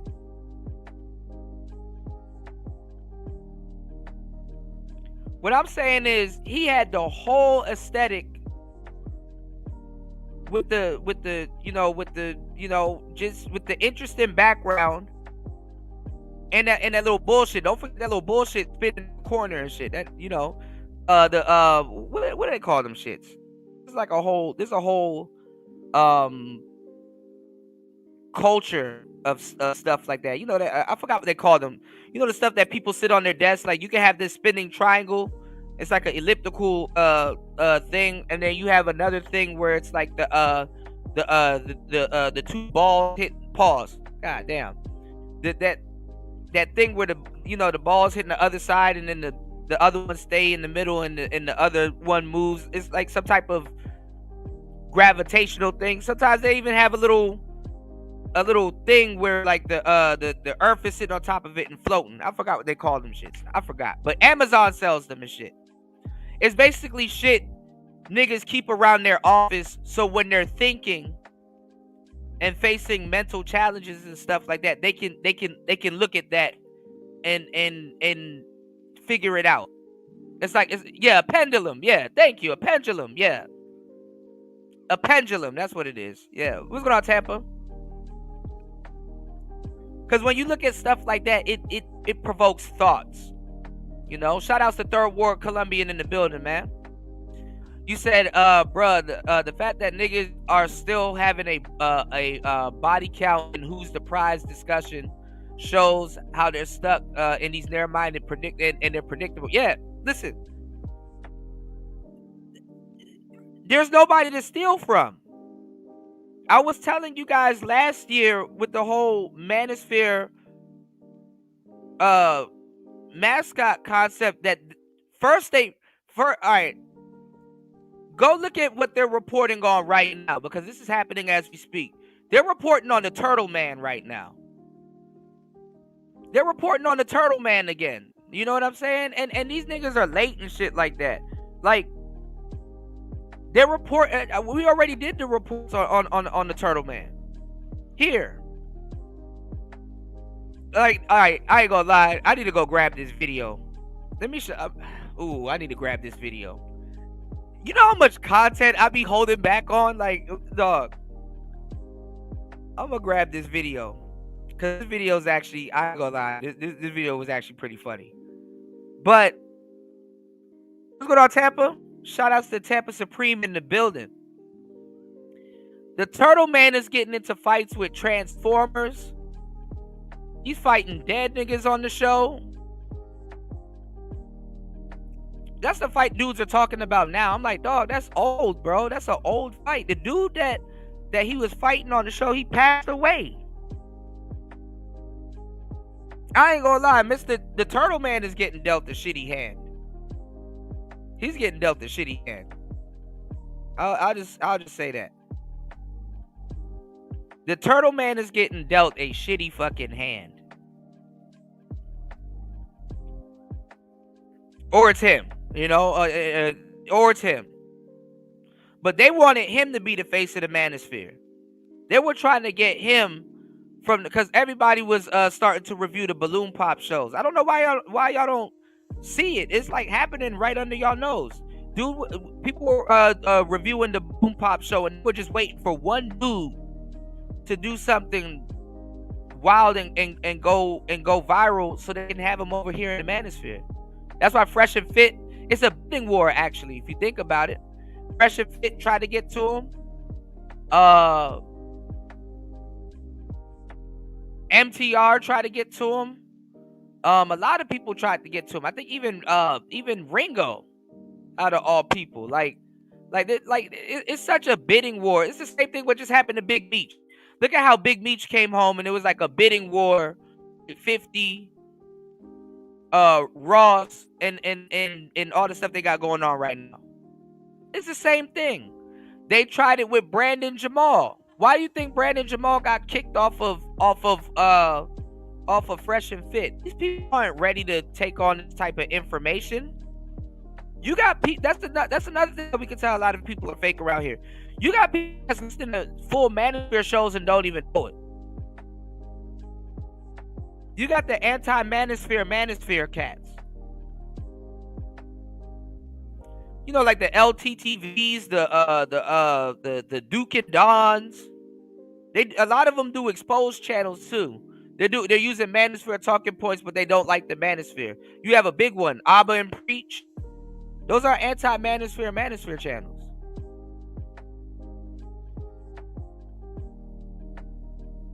So that's what's going on.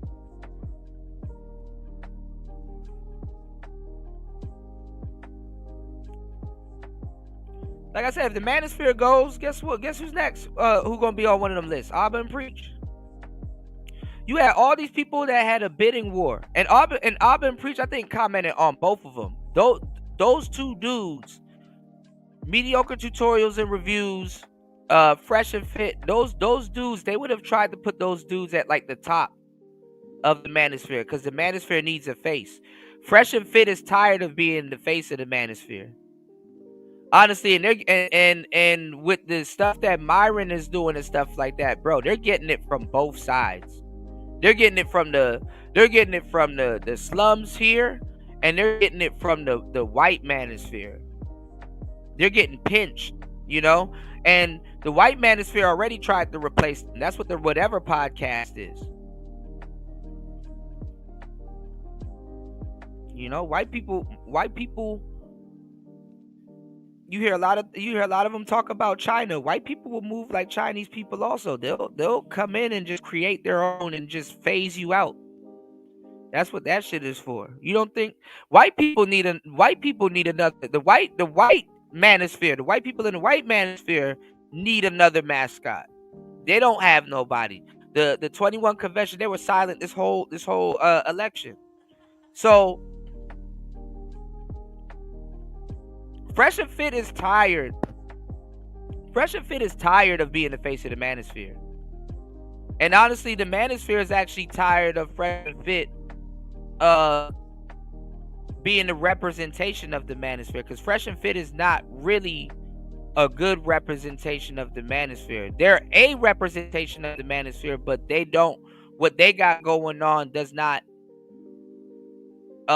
influence what a lot of people in the actual manosphere is talking about. Like, a lot of people in the actual manosphere don't like Fresh and Fit, which is crazy, because that's what the original manosphere that's what it was for, to help dudes. But like I said, if you got Myron and Fresh, so if you got two introverts together, the less introverted one is gonna have to be the voice. You know what I'm saying? Same thing with Abba and Preach. They, you know, because you gotta, if you have a duo, you gotta, if y'all gonna have to bounce off each other. Pause. That's what causes a certain on-screen and on-camera kind of chemistry. You can be around somebody for a good minute and be working with them and stuff like that. You gotta, you know, y'all are co-workers. You know, and dudes here was arguing with me about microphones, so it's like, okay, somebody else gonna come in and soak up all this game and take it. You know, hell, man, my dumb ass gave Kevin Samuels that fucking gear shit for free. This nigga was building studios in Miami. I missed that part. When the hell was he building studios in Miami? And Pearl paid him.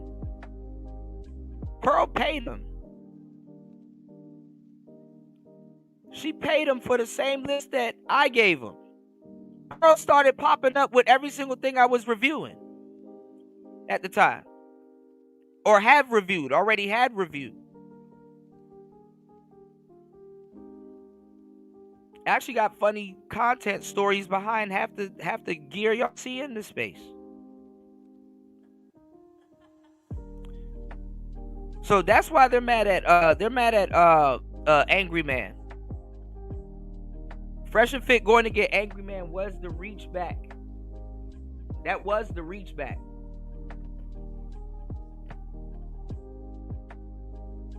Angryman can also be used. Look, if they reach back, because I'm telling you, they all were in a room at some point. I know for a fact. Rolo, all of them, they were in the room. They were like, yeah, we're gonna let Angryman in. You know, he got the subs, he got the, you know what I'm saying? So they're gonna try to, you know, and they really have the excuse to say, well, that's our reach back. We went for the Angryman. Because think about it. They couldn't go for Oshay. They hear Oshay right now. You don't think Myron is watching Celebrity Junk or any of Oshay's videos towards him and hearing about the other people in the manosphere that he already knew about? If he was around Donovan, he already knew about the whole manosphere. And has an avatar here. He watches the shows. He probably under avatars that you know. He probably under avatars that we don't even know. And it might come out later. Hey, that was, you know, whoop-de-whoop. Cool. Celebrities do the same thing. It's called burner accounts, y'all.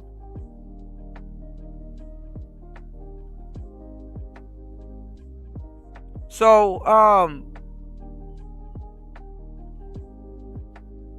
and it made no sense to reach back to Obsidian. Obsidian just got deplatformed. Even though they should have reached out to Obsidian because both of them are over on Rumble, but that's a bag right there too.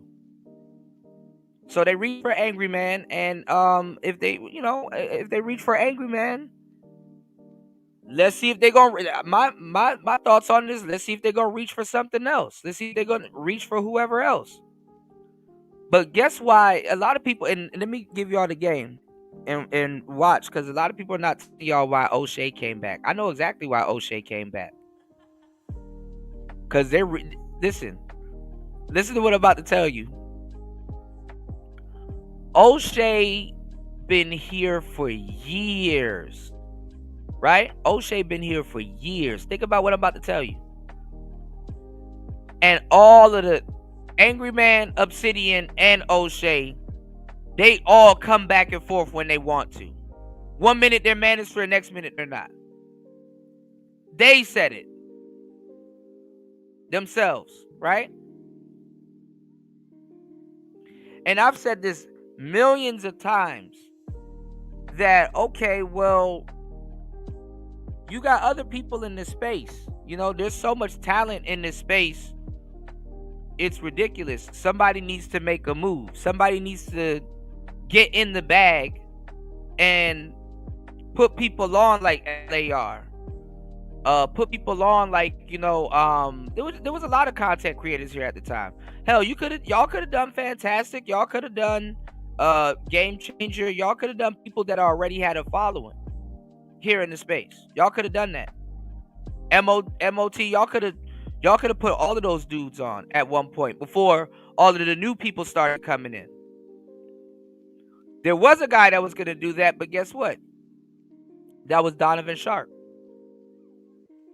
And the people that he did put on, they went on to become bigger. They went on to become Fresh and Fit. And Solo TV and all these other cats. Right? So now, you know, they're beefing with Oshay, so guess what? They're gonna be in Oshay's backyard. They're gonna be in his bag. Okay, Oshay, we're gonna come in and put on the people that you didn't put on. They're gonna say Oshay didn't put that person on because guess what? That person is still creating content in his manosphere. You understand what I'm saying? Like if Oshay didn't, if you create manosphere content, and let me tell you something, if he didn't shout you out at some point or put you on at some point or at least mention you at some point, if you blow up, you have all the tools to style. You could turn into Kevin. Y'all niggas didn't put me on. Don't try to pop back up now once the career take off. Like, oh, I always like your content or always, you know, because people that quote unquote knew you, that don't always mean they had the best intentions for you. Especially in these spaces, they show you time after time is business. And like I said, there was times where Oshay gatekeep, there was times where Obsidian gatekeep, there was times where all three of them gatekeep. Or was gatekeeping each other. That's what made the content so good. But honestly, like Alpha Male Strategy said, it was right. Things run their course. The manosphere run their course. Like the black manosphere, like, you know, and shout outs to Wolf, you know, and Wolf be on that side too. Shout outs to Wolf, you know. Wolf be dropping gems. Wolf says the manosphere is gonna come back. He says the manosphere is not dead or whatever. Shout outs to Mike Matroke. You know, Mike Matroke he's one of the most prestigious moderators in the space. Mike Matroke is one of the most prestigious moderators in the space. Mike be on channels y'all don't even know about. Mike is tapped in. Mike might be Myron. Let me stop. But shout outs to Double M. Shout outs to Mike. Real player right there too, you know. But I'm telling you, man, you know, I mean, like I said, they've always been in these spaces. People be taking content and stuff. They know about people in these spaces. So Angryman let into the club. you know. And I mean, some people are gonna say, oh well, that's because he's being racist, or like I said, you do got a lot of the cats here trying to sneak the FBA stuff into it, and Angry Man be so dialed in with his topics, so because people are still wondering why is he talking about Drake and Kendrick like it's yesterday, and like that's a good point, but he be talking about what he be talking about, and he might have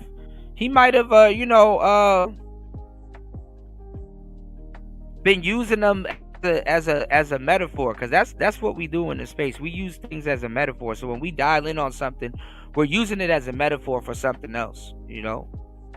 You got to figure out how to create content. So people gonna be dialed in on you, even if you're talking about the same thing over and over again. There's always going to be a need for certain content, but it is. But with Angry Man,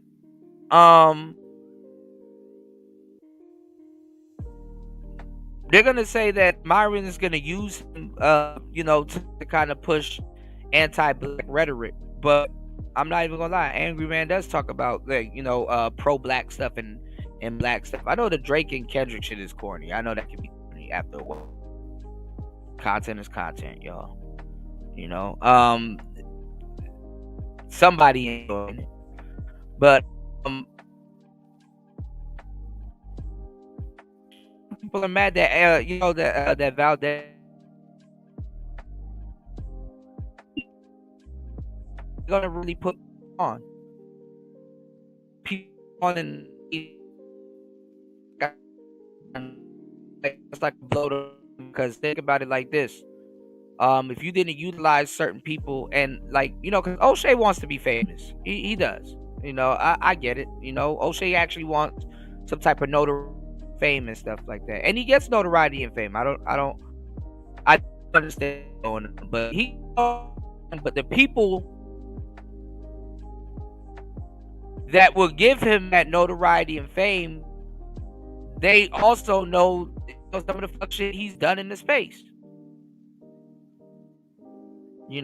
That's what the celebrity junk is for. It's to attract a new crowd. Actually, it's to actually attract the same crowd that Kevin Samuels had.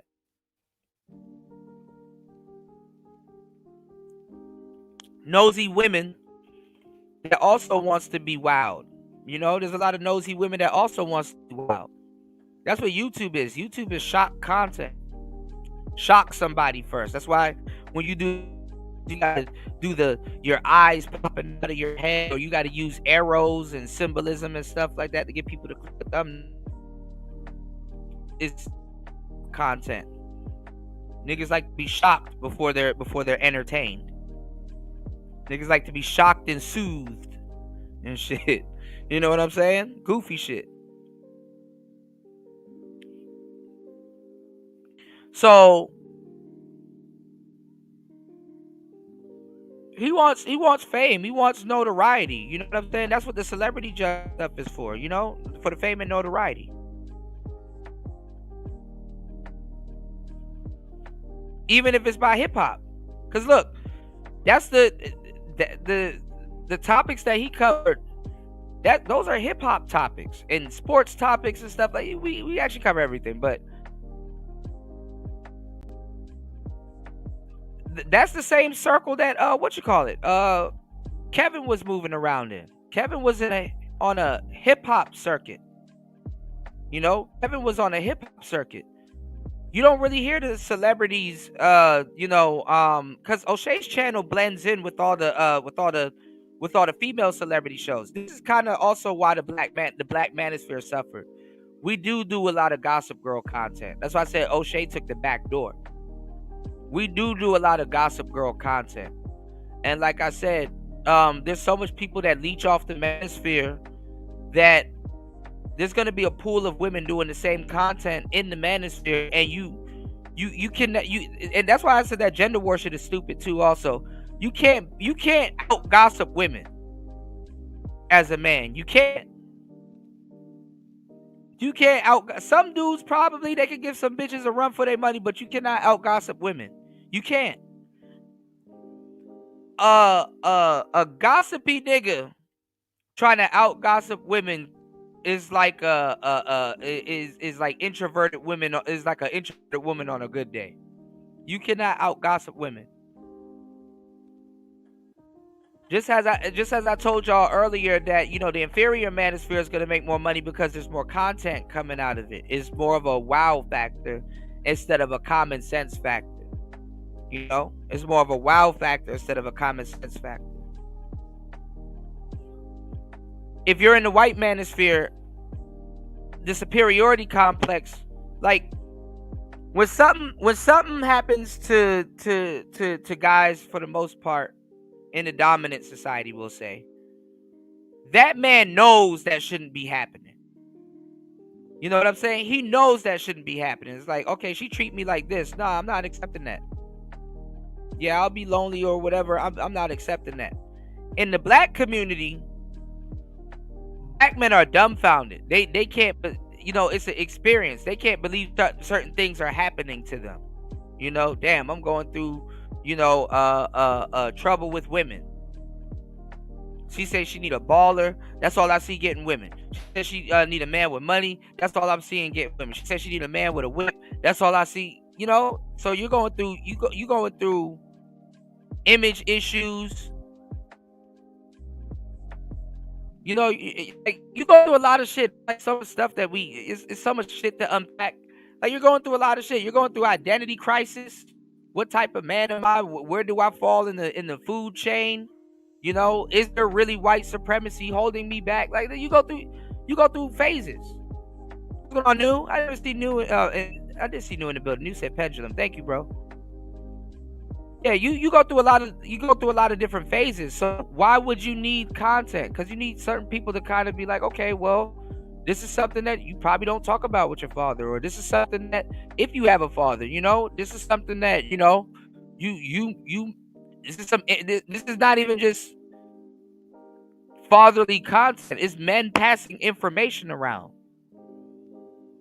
You don't necessarily have to learn everything from a father figure. It's just men passing information around and communicating with each other. That's where texting came from. That's where, you know, like a lot of people wasn't around back in the day when texting first came out, you know? So like there's other elements here, how we have to explain how far into society you are. Like you're participating in society, but you're wrapped up into certain things. That's the whole matrix. That's where the whole matrix analogy comes from. We're unplugging you from, we want you to step back in certain things. Do you understand what I'm saying? Like the number crunching cats in the space, you know, y'all see, I talk about them all the time. You know, like the Fantastics, the Medium Mans, all of the number crunching cats in the space. When they're talking about statistics, because statistics, you know, you'll see a percentage and stuff like that, but like statistics need to be broken down. You know, all of the numbers that you see, that's like a rough estimate of what's going on. They want you to step back and look, okay, damn, this demographic of women is saying this is going on, but in reality, this is what's going on. One of the statistics that Obsidian talks about is the foodie call date thing. Stuff that's been around for a long time. These are old. Statistics are statistics were the original talking points in the manosphere also. But statistics change. Just like talking points can change, right? So they were talking about the foodie call, you know, the whole foodie call thing, and like there's no way you can really measure that. But they were like 1 out of 3 women say that they use men for dinner dates, right? That was a talking point also. You know, dates, where to take, and it's been around for a long time. These are like 90s talking points and stuff like that, like dates and stuff like that. Where to take, where to go on a date, how much to spend on a date. All of that stuff is trivial, right?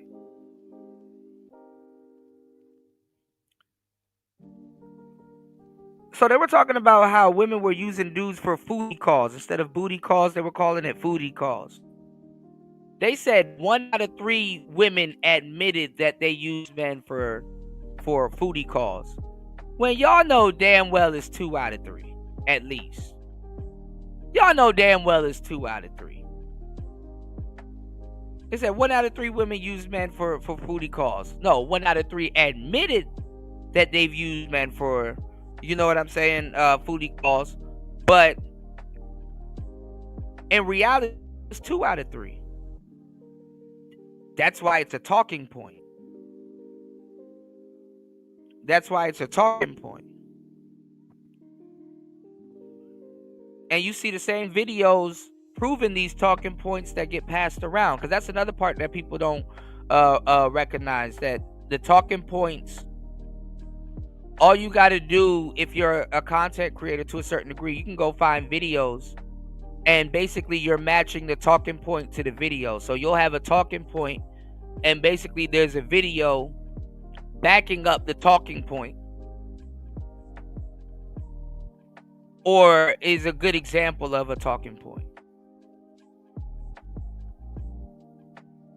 You know, like there's this video I saw it and I heard about it and you guys were telling me about it, of one of these famous girls. I forgot. I think she's like a OnlyFans girl, and she end up hooking up with this scammer, and like he you know, he left her stranded or some shit like that. Or, you know, y'all see those stupid videos where the guys fly the girls out and shit like that, and was like, oh man, I flew her out and we went on a fucking Aladdin, like niggas turn into Aladdin and shit. Y'all start flying bitches out. That's the magic carpet. And then all of a sudden she gets to the palace and your goofy ass is there taking her on a damn fantastic voyage and shit. You know what I'm saying? And then a bitch tired and shit. She probably got jet lag. And you talking about sex and shit like that. Man, I flew this bitch out and she didn't give me no coochie. Niggas mad as shit. You know, it's like I did it up for her. She's supposed to, I mean, obviously, I get it. It's mandatory. It's mandatory.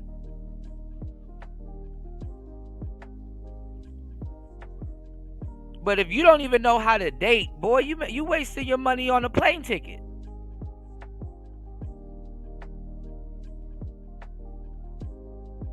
You wasting the hell out of your money on them plane tickets, flying women, and then you can't even, you stupid as hell. Now you know if you on recording saying that you flew bitches out and shit like that, and then you start going into detail. Look at what niggas are mad at Diddy for. That's trafficking. You're a victim. There we go, CSI. That's trafficking. No, I can't fly you out, baby. Take the Amtrak. Take the Amtrak. Hey, yo, I got a pre-record coming for you guys, bro. What's up with all these airplanes falling out the sky? Nigga, like 10 planes that fell out the sky, and I gotta apologize. I already gotta do an apology video to the sister. I gotta apologize, y'all. Cause for the longest time I was telling y'all, if y'all keep taking Spirit Airlines, you will become a Spirit at some point. I said that. I'm gonna own up to that. I did say that. I said if you keep taking Spirit Airlines, you're gonna become a Spirit. I think Spirit is laughing right now. If I was Spirit Airlines right now, I know it's dark, too soon. I know it's fucked up, but I would take advantage of that. Cause it's kind of like, you know, when Rick Ross and Drake was into it, and he was talking about how Drake had an old cargo plane. He better make sure his plane don't fall out the sky, and then Rick Ross's plane crashed like less than a week later.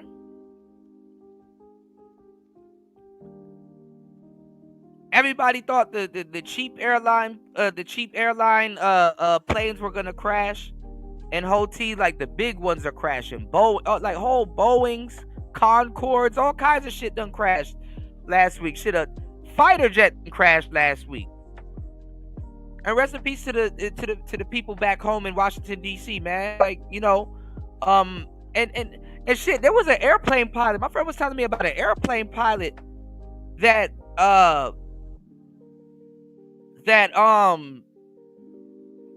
he crashed the plane because you millions in the hole when you crash one of them people plane and shit. So just think about that. You millions in the hole. You niggas ain't gonna pay that back. So they feel like they own you at that point. I'm just throwing that out there, right? There's a pilot that the plane crashed and everybody survived, but they're trying to have him in court. You rarely see that. Like if a pilot crashes a plane and stuff like that, if he saves the people on board, even if it's a little bit, he's still looked at as a hero because that's a tragic event. That's a tragic event. Did y'all see that plane? I got it in my video reel because I pre-record about what I'm saying right now coming up. Did y'all see that plane that crashed on that ice and then it caught on fire? I've never seen no shit like that where it caught on fire. Maybe he killed the engines. I don't know. But it caught on fire and then it rolled over on its like upside down. And I got like footage of the people like getting off the plane and stuff like that. All of them survived. And they were like hosing down the plane and everything. And I was like, damn. Because I saw the crash before I saw the second half of the people getting out. And I was like, damn.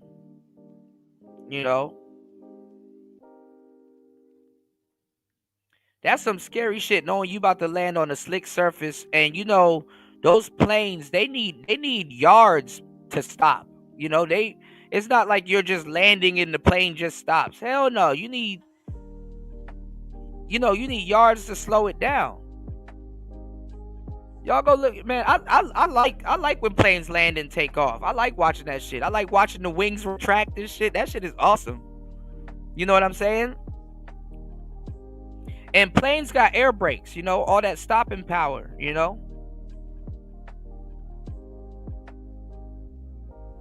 What's going on, Bismillah? You said Pluto is pulling these planes out the sky. I don't know, man. I don't know. I mean, I hear a lot about Pluto. They say Pluto is a moon. They say Pluto's not even really a planet. It's a moon. Also, too, I don't know. I think it was a show last week. We were talking about how they're saying Earth has a second moon, but it's not really a moon. It's like another moon that's wandering. So you never know. I don't know if Earth's gonna gain a second moon, but there's another moon that's beyond our moon that's out there, but it's like nowhere close to like Earth's gravitational pull. But people were trying to say that if you could see another moon from the moon, well, that means that Earth has two moons. And it was like, nah, not necessarily. You know what I'm saying? But anyway, I don't know. All I know is that, you know what I'm saying? I said that if y'all keep taking the Spirit Airlines, you're going to be a spirit. And I was wrong. So I'm going to admit that I was wrong. Shout outs to Spirit Airlines. I would take advantage of that shit. I'm sorry. I have a dark side to me too, so you dig? You said a second moon. Left my ass off. They're literally making this up as they go. No, there's an actual no bullshit. There's an actual, like, off the no bullshit. There's an actual second moon out there. But it's not in Earth's gravitational pull. So like basically it's not in Earth's gravitational pull. So basically it don't mean nothing to the Earth, honestly. Like it's like the Earth doesn't have any influence on it, and it doesn't have any influence on Earth. You know what I'm saying? Because the moon has influence on Earth. The moon controls the tides and water. That's why they call it Mother Moon, and they call it Father Sun. Father's supposed to give you the sun rays and stuff like that. The sun, brings, you knowledge, meaning, teaching, understanding, and stuff like that. The moon puts it in motion. That's what all of that shit is. Anyway, Shout outs to everybody here. Hopefully y'all hit the like button and enjoying the show, and y'all are taking notes, getting some of this mental chewing gum, some of this wisdom, right? So look, like I said, I want y'all to understand too, because people who haven't been here, some of y'all are new. If you came in after COVID, you're a Samuelite. Sorry, that's the name that I gave that generation. Y'all are Samuelites. And Kevin Samuels is not here, so what, his no homo, his shtick starts to wear off. It's sad when somebody passes away. They're forever that age. They're forever what people remember them as. Good, bad, right, or wrong. You know what I'm saying? But he left a hole in the manosphere. And see, I'm gonna tell you the truth. If Kevin Samuels was around, Fresh and Fit wouldn't have so much heat on them. Fresh and Fit got heat on them when it comes to DSPs, digital service providers. For those that don't understand what DSPs are, digital service providers. So, and the manosphere never really had a good relationship with digital service providers, even though we built half of them. But Fresh and Fit need to reach back and get people up off their ass. I respect that. That's real business acumen right there. They're not about to go under for all the sins of the manosphere, and I don't think the manosphere should go under all the sins for what they've done. You said when they was counting all these planets and moon, they just happened to miss one. I don't know. Things are moving in space, so certain things just line up. And we're not, we're advanced in technology, but we're not as far along as we think we are. We're still using dated equipment. That's why a lot of these planes are falling out the damn sky. But then again, that's also not true, because, people learn it the hard way. Like I told y'all with the music gear, your gear gets better with time when you use it. And it's funny that, you got like a guy like Rick Ross that will make fun of Drake for having an old cargo plane, and he got like a brand new jet. That's another thing with gear. A lot of people don't understand that the reason why YouTubers like myself and like other people that be reviewing like gear is around is because not only that the gear needs a cosign and stuff, but if you just release a product, your audience is your guinea pig. You know what I'm saying? Your audience is a guinea pig. Obviously, the influencers is your audience. You know what I'm saying? Like if I'm reviewing microphones and you release a microphone, hey, I do microphones. So now you have people that have somewhat of a credibility, you know what I'm saying, endorsing your product. Does that make sense? But if you just release a product, and if it works or it don't work, that's how Lamborghini was created. If it works or it don't work,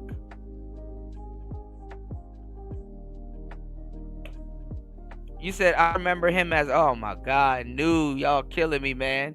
You and Marco be killing me. Listen, man. Killing me, man. Shannon said, they just making the shit up as they go. Listen, man, look. If you, hold on, give me 1 second, y'all. Let me do this real quick.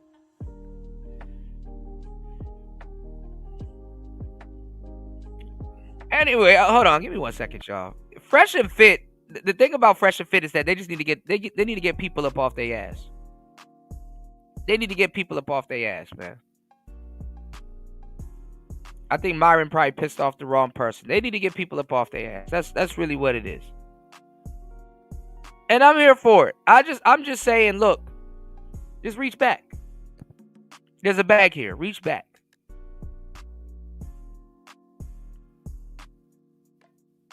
And they're gonna reach back, I think. you might start seeing people on the shows. So, Oshay don't like that angry man is over there. Y'all hit the like button. Oshay don't like that angry man's over there. So guess what?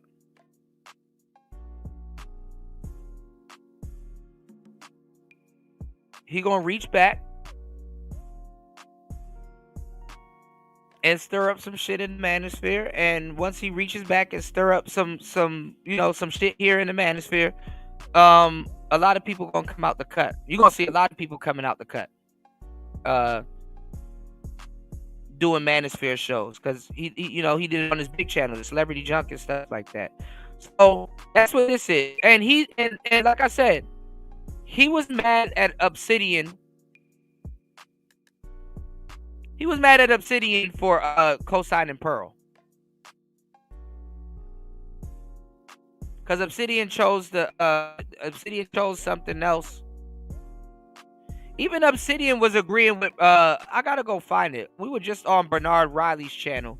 But even Obsidian was agreeing with Angry Man on Bernard Riley's channel. That's how far this goes back, y'all.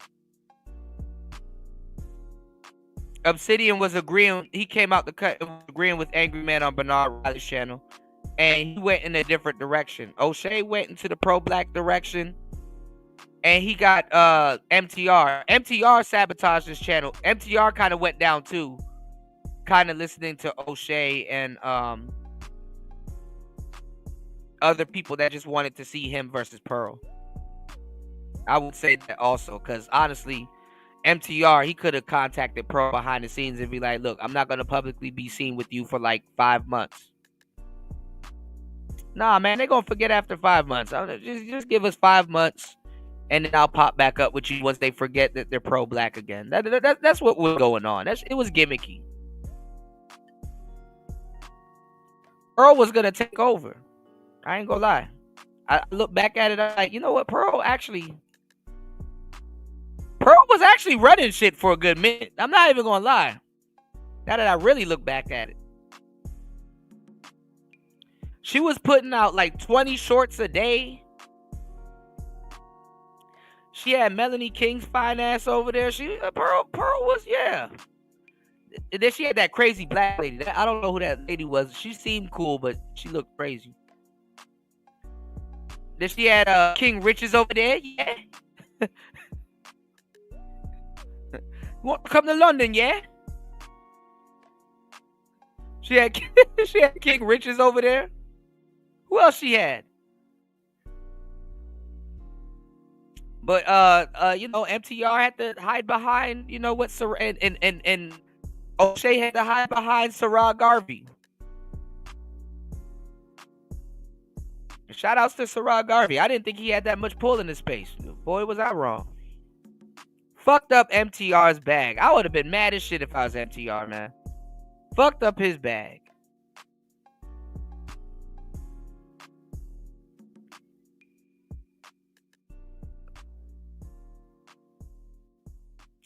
So I ain't gonna lie, at this point, Oshay is punching down, going in on Obsidian. This is crazy.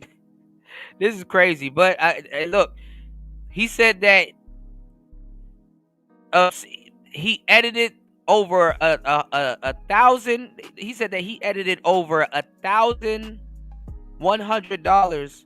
Not even. I think he said he was doing some edits for Obsidian for free. But he said that Obsidian owes his editor probably $1,100. Owes Oshay $1,100. So Obsidian going in on Oshay Oshay. God damn it! Both of them got O's in their name. Obsidian and Oshay. It is no homo. It rolls. Jesus Christ. Obsidian owes Oshay's editor. Obsidian owes Oshay's editor. That's what Oshay says. Obsidian got a cosign from Kevin Samuels. And I don't know if MTR spilled the beans. and said that Obsidian became a millionaire off of that. You know, I think Obsidian made some good money. I don't know about millionaire status. You know, Obsidian is braggadocious, so you'd hear about it if he did, right?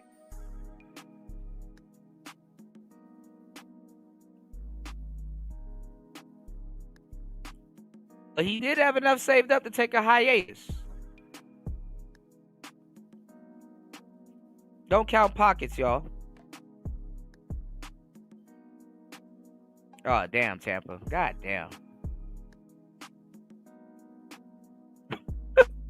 Y'all killing me, man.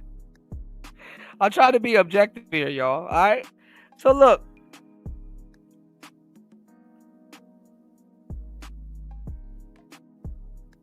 Oshay going in on Obsidian on his book sales because maybe MTR let the cat out the bag. MTR know who Obsidian is. No way Kevin Samuels is promoting. That's the part that kills me because they act like this space didn't exist. And they were stealing our talk points for a long time. That's the part that kills me. How are you an avid Kevin fan, right? And Kevin is endorsing a book. If that was Kevin's book or anybody else's book, if Kevin went up there and endorsed Rollo Tomasi, niggas will make it their job to go get that book. You understand what I'm saying? If you're a Kevin fan, you're gonna eat, live, and breathe Kevin Samuels content.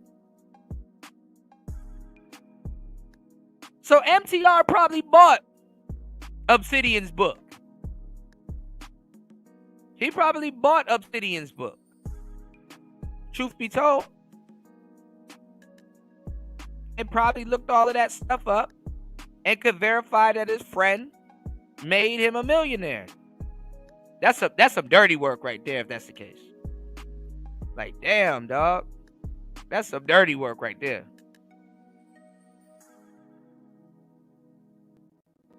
That's some dirty work right there. But check it out. That's probably what made Shay this video.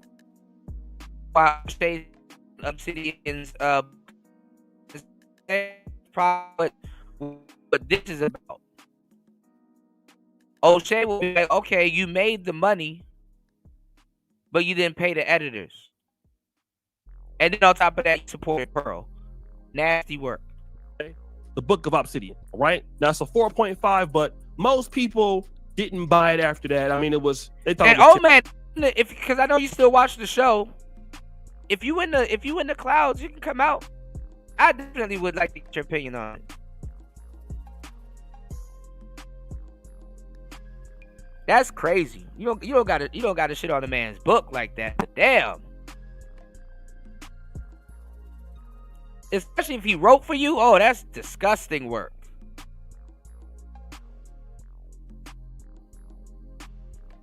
But I ain't gonna lie, being an excellent writer and writing a book, especially if you just wrote like columns and stuff like that, it's a different muscle you gotta use to write a book. I'm not even gonna lie. If the man had money, he would upgrade from Miss Brown. Oh.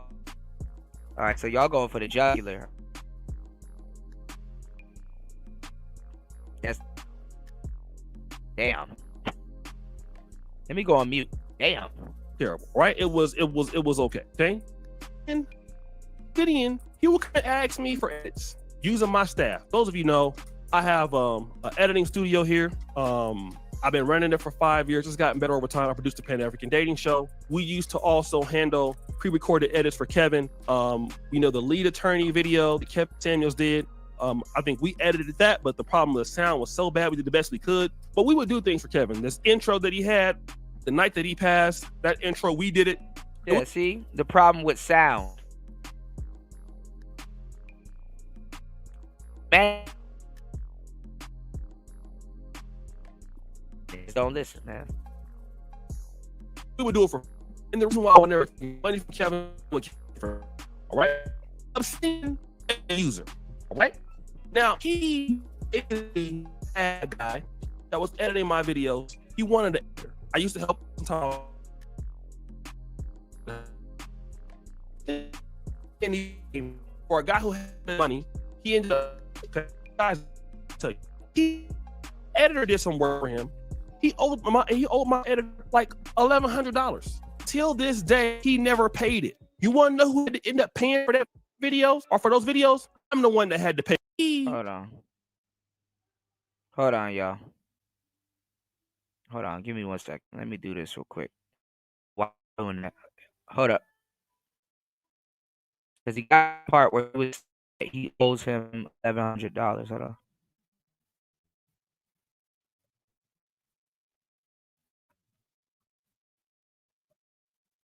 Come back again needing that same help. For a guy who had all this money, he ended up always being broke. Okay, and so you guys don't know this, but I'm gonna tell you, my editor did some work for him. He owed my editor like $1,100. Till this day, he never paid it. You want to know who had to end up paying for that videos or for those videos? I'm the one that had to pay for that because my guy who worked for me was doing work for him and he left us with that bill. Then getting on here talking about black female effery and all of that. Nah, man, it's the scamming ass shit that he used to do all the time. That's how he rocks. You know what I mean? Didn't come on here and talk about black female every night. And that's crazy for him to show old man standing up like that, man. Y'all wild as hell for that, man.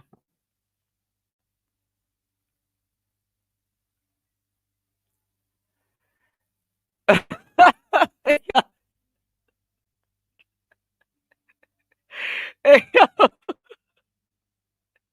Oshay, you wrong, man. That's black male every. So a guy that's supposed to be your brother in the struggle, a brother that's looking out for you, and that's Obsidian. Okay, and this is one of the reasons why when Kevin said hurt and shit, you ever stood, man? I'm getting old, bro. You ever stood up one day and be like, God damn, my knees. You know you getting old when you need an icy hot back patch to go to sleep and shit.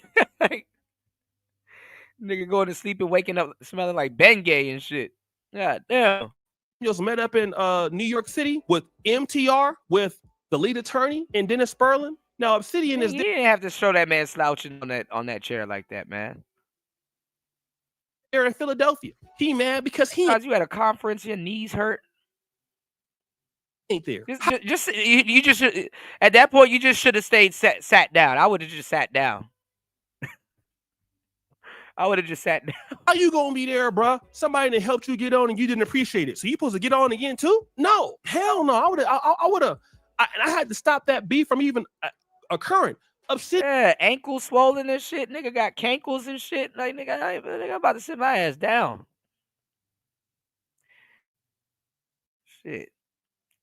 Righteously. Ian was ready to go to war with Kevin Samuels. He was ready to start sneak dissing Kevin or going to straight battlefield after Kevin had put him on, and then he had the nerve to ask to get help with the female edition of the book. Now the book got some good ratings on Amazon, but people thought the book was trash too, just like anything else. Yeah. Just stapled together. And he ain't never had no bestseller ever since. Not like that. Nobody ever, he didn't get no big conferences. He didn't get nothing out of that. After making all that money, he didn't do nothing with it. And came around after making all that money and couldn't even pay my guy. Just ghosted him. Now his ass is over there on Rumble. But he did do a conference, y'all. Obsidian, they're on their third conference now. So there's some type of success that he got. But the thing is that I'm not even gonna lie. If you break down the conference, you know that Obsidian did do. Theo Wath paid for it.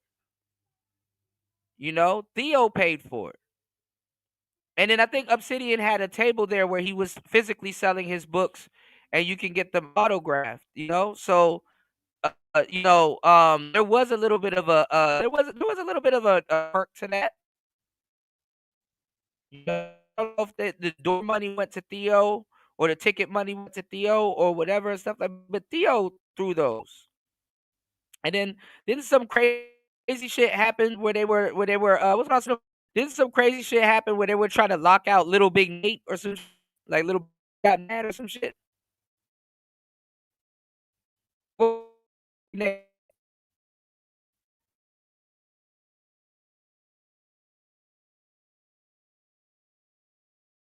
and locked out of it.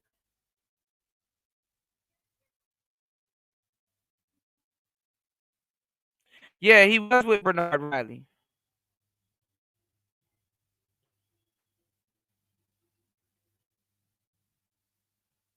Okay, I don't know what's going on StreamYards, y'all. Okay, now StreamYards is working. Okay. Well, no, it's not. Hold on, y'all. There we go.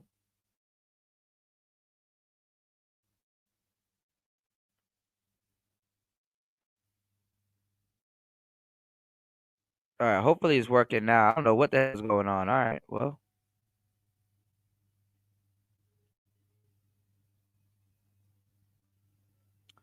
Yeah, but what happened? All right, let's get back into it. Hold on. Hold on. What is StreamYards doing? Here we go. So you tell me with a guy who wants to stalk people or stalk women all day, like he was doing. You mean to tell me that somebody wants to work with a guy? That somebody wants to I deal was saying with Theo Wolf. I was saying with Theo Wolf. Oh man, white man holding me back, y'all.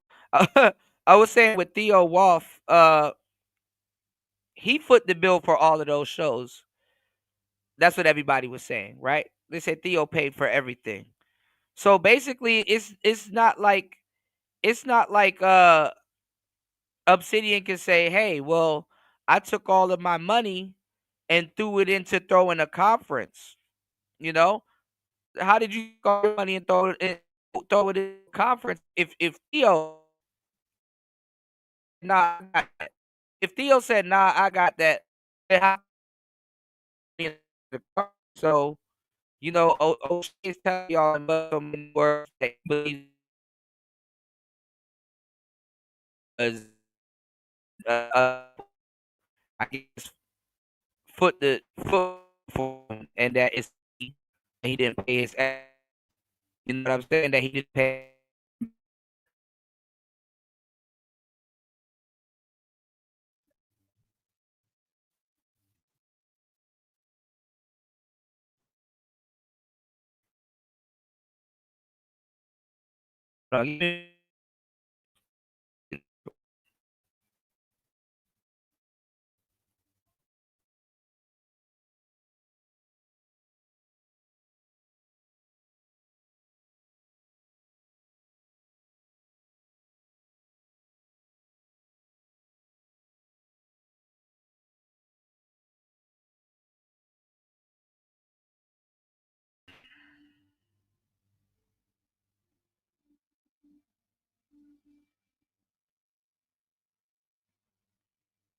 Hold up.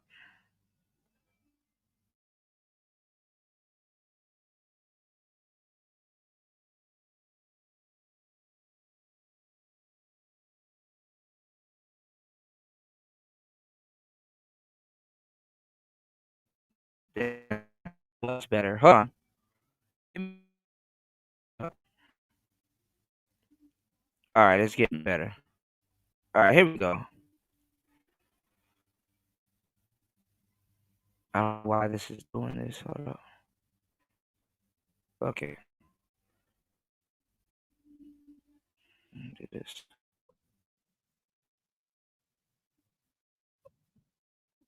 You mean to tell me that somebody wants to work with a guy like that? Somebody wants to deal with a guy like that? Somebody wants to be out there with a guy like that? You know, I already went on Angry Man. Then you got Mumia, Obsidian. These are two of the three.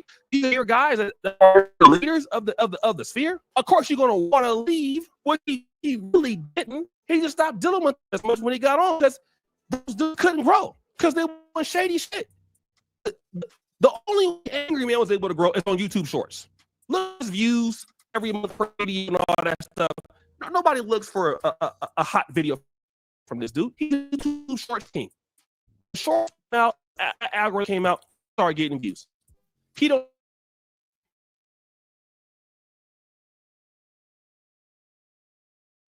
5 years. Don't have it. Don't have it at all. Don't have it at all.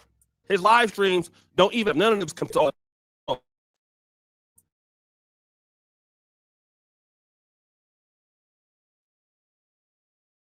Live stream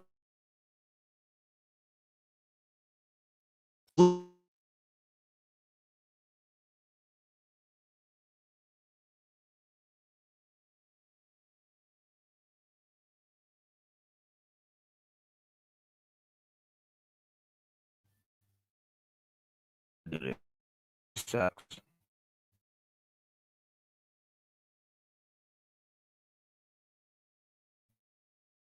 What we're gonna do this.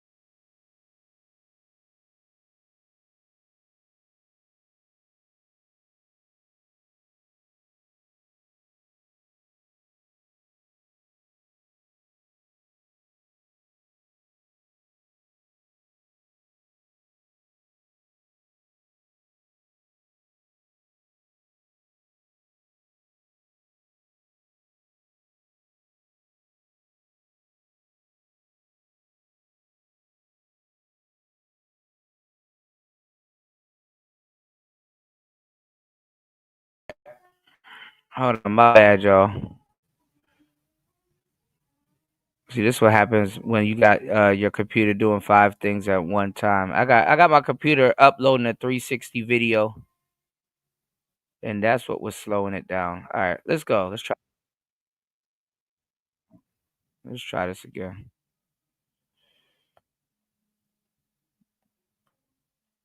After making all that money, he didn't do nothing with it. Then came around after making all that money and couldn't even pay my guy. Just ghosted him. Now his ass is over there on Rumble. So you tell me with a guy who wants to stalk people or stalk women all day, like he was doing, you mean to tell me that somebody wants to work with a guy like that? Somebody wants to deal with a guy like that? Somebody wants to be out there with a guy like that? You know, I already went in on Angryman. Then you got Mumia, Obsidian Ali. These are 2 of the 3. These are your guys that are your leaders of the sphere. Of course, you're gonna want to leave, which he really didn't. He just stopped dealing with them as much when he got on because those dudes couldn't grow because they was doing shady shit. Oshay saying he can't work with both of them. The only way Angryman was able to grow is on YouTube Shorts. Look at his views every month per video and all that stuff. Nobody looks for a hot video from this dude. He's a YouTube Shorts king. Damn. When Shorts came out and the algorithm came out, he started getting views. He don't have no long form video over 100,000 views in the last 5 years. Don't have it. Don't have it at all. Don't have it at all. His live streams don't. Now I would say that's cap, because Angryman got 2 channels, and together, you put some of his shows together, he does got that. You know, because it'll be somebody else. It'll be people watching them, but it'll be just on a different channel. So because he goes live on both channels, so it's like he got a greater reach. You know, I used to go live on both of my channels too. I used to go live on my second and first channel. You know, so there's people that they think I haven't been streaming because I've been going live on, like right now, we're live on Rumble, we're live on Kick, and we're live on YouTube. You know, so I'm like, you know, there's no need to go live on the other channel. I mean, I guess, but you know, whatever. You said leaders. I mean, that's the people he got to work with. That's the people he got to work with.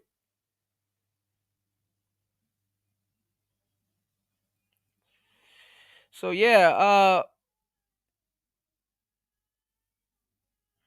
Let's go. Even have none of the views compared to all of that.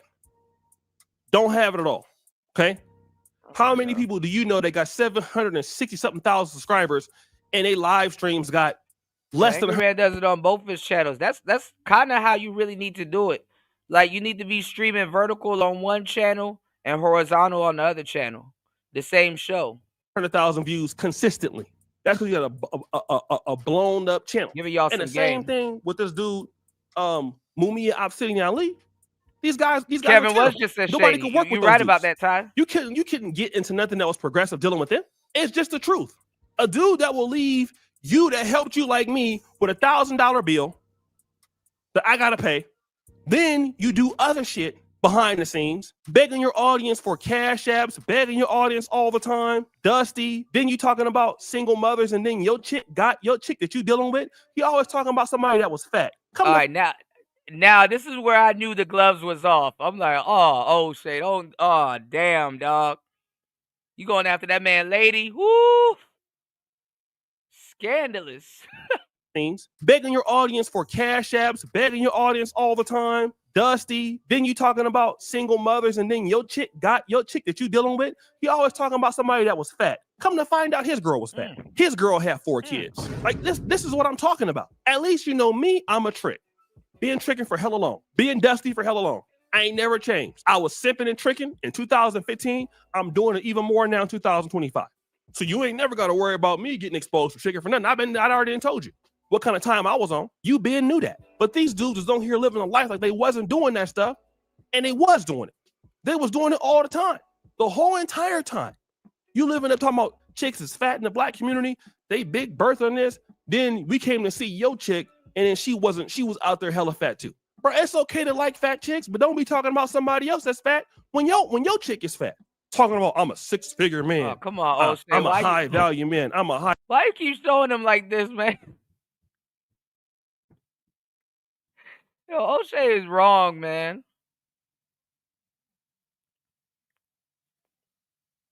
COVID time. I earned her. Really? Well, then where the money at that you owe my editor? You sure didn't ever pay him? And I wish you would say that I'm lying. These are the type of Negroes that was basically getting money from the black manosphere dudes all the time, begging on. Dang, man. So people was getting mad at me about the whole microphone thing. Niggas got edit. Look at War Master on Rumble. War Master said Oshay is petty, bro. War Master, help. Help, bro. Oshay is petty as hell, showing him standing up like that. Like he need the chair and the cane to support him. Then he got the COVID mask on. He got him looking crazy. Yo, Cynical, come on, man. Y'all don't...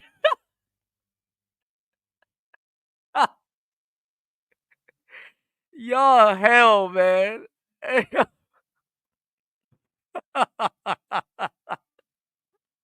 So what do a nigga like me do who hate gang members?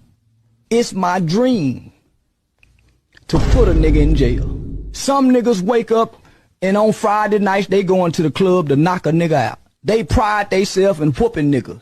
It's some niggas wake up on Saturday, get dressed, they plan on fucking plenty hoes that night.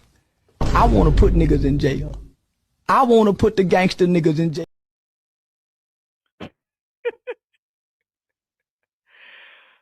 Super chats all day on live streams and then giving the money to single mothers. That's what these dudes was doing.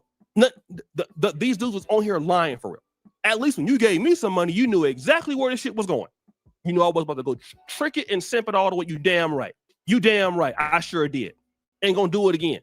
At least I make my videos and my pre-recorded content, but I'm just gonna tell the truth. So Kevin Samuels was the one that made the community go down. No, it was dudes like Obsidian. Also, Oshay was having problems too. We gonna keep it real. But dudes like that, dudes that started the community was out there when they got on and had money. None of these dudes was never successful before, for the most part. At least me, I went to college. I got into medical school. I went to UC Berkeley post-bac. So I already had some sense about myself. These dudes never did nothing in their life. No college. Not to say you had to be in college, but never ran a business. Never did nothing. Then as soon as they got an audience and got somebody, they went crazy. Y'all want to talk about that though, huh? So guys, what do you think? It's your boy Oshay Jackson back at it again. All right. Oshay is going in on them, saying that they, once I guess he's admitting that they got fame. He's saying that once they got fame, they didn't know how to handle it.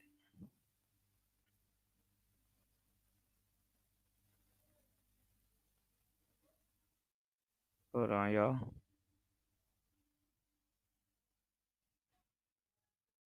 Let's see what he got now. Hold on. Yeah, we did this one. Hold on. Do y'all believe that once they got fame, they didn't know how to handle it?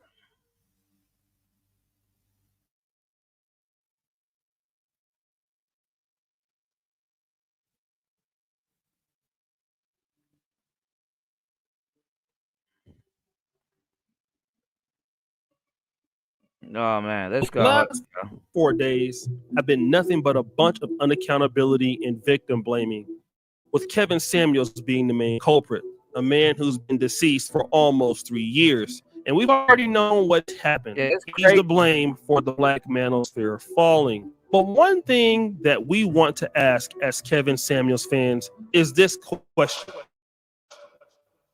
Rewind! Before we ask that question, let me give you some history. The year is 2016. I'm in my second year of medical school, and the Black manosphere community is still very small. But there are some creators around now that you guys still may know. Minister Jap, Angryman, Ron Wills, the late great Alan Roger Curry, and a burgeoning Donovan Sharp at the time. Not to mention other guys who were closely associated with the community and were involved. My big bro Solo TV 84, who's one of the reasons why Fresh and Fit came together, and LAR Movement, just to name a few of the guys who were there. But there were some guys who were even bigger than us, the White Manosphere guys. Fast forward! If you've ever heard of 21 Studios, then you would know one thing. 21 Studios put out the 21 Convention. It was the Super Bowl conferences for all men in the world. White men in particular would pay as much as, I think, at least $1,500 for a ticket to go down to Orlando. And of course, Anthony Johnson started this when he was only 19 or 20, when he was a student, I believe, at University of Central Florida. But everybody was down with this young man's vision. Richard Cooper, Rollo Tomasi, amongst many others. But the question is, oh yeah, you can't leave out entrepreneurs and cars. What happened to this team? Well, I'll tell you, the White Manosphere guys started beefing. Anthony Johnson was the one that came out to say that Rollo Tomasi tried to underhand his conference, tried to basically break it up. And of course, when you do that to Anthony Johnson, he's going to hate you for life. So that relationship broke up. Anthony Johnson made another accusation towards Richard Cooper. That broke up. Then it got to the point where people were picking sides. And speaking of picking sides, Donovan Sharp also turned on Anthony Johnson. And instead of working with Anthony Johnson, you want to know what Donovan Sharp did? He started the Conference of Masculine Excellence to compete with 21 Studios. And we all know how that went.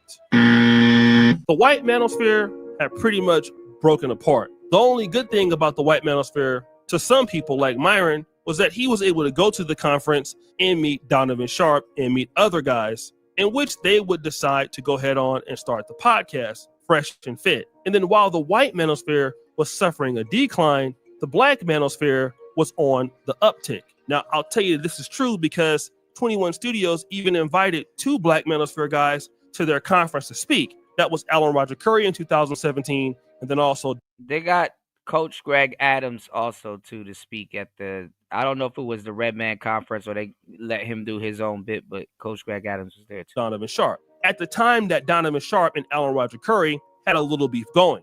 But then in the Black Manosphere, you started to see different communities coming up around the same time. There was the Black dating coach community, who were closely associated with the Black Manosphere. Alpha Male Strategies, Steph is Cold, guys like that. Then you had guys like the Passport Bros, with Aaron Ferris giving it the name, and then Tailor Made Dreams, and then later guys like Austin Holloman, and guys like that. And then, of course, when is somebody going to tell him Austin is not in the manosphere? That's another guy. I told y'all the Turtle Man, the Diaper Guy, and Austin was the guys that they've been trying to put in the manosphere so they can make a face of it. Austin couldn't be the face of the manosphere because the Passport Bros snatched them. Passport Bros aren't manosphere originally. All right, god damn. They wanted the Turtle Man and the Diaper Man here. Make sure y'all tune into the next show because where Gail? Where Gail at? Gail, y'all look at this. This nigga, man, I can't sleep like this, bruh. For real, this shit got a nigga dropping tears, nigga. That shit hurt a nigga pride, bruh. Let me get my motherfucking paper. Period. Fuck that shit.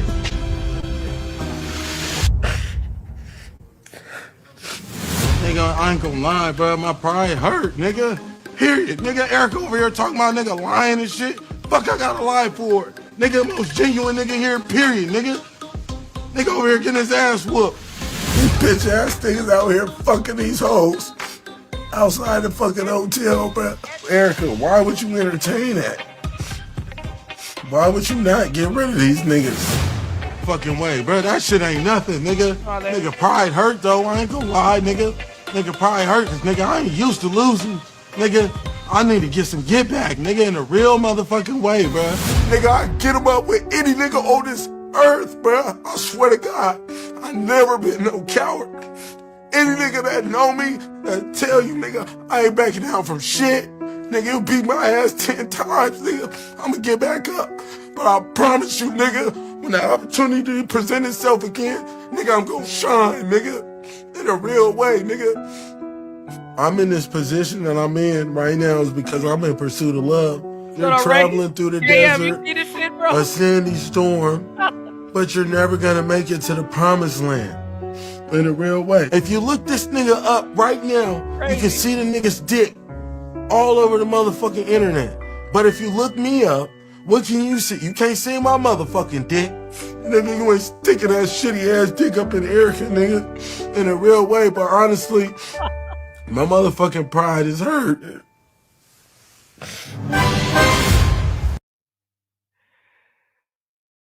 Y'all gotta tune in to the next show for that. Y'all gotta tune in to the next show for that. Y'all. Put a 1 in the chat if you're gonna tune in to the next show. The next show about to be crazy. What's going on, T? Bro, y'all coming down from the clouds, bro. I'm telling you. The next show is about to be crazy. Next couple shows about to be crazy.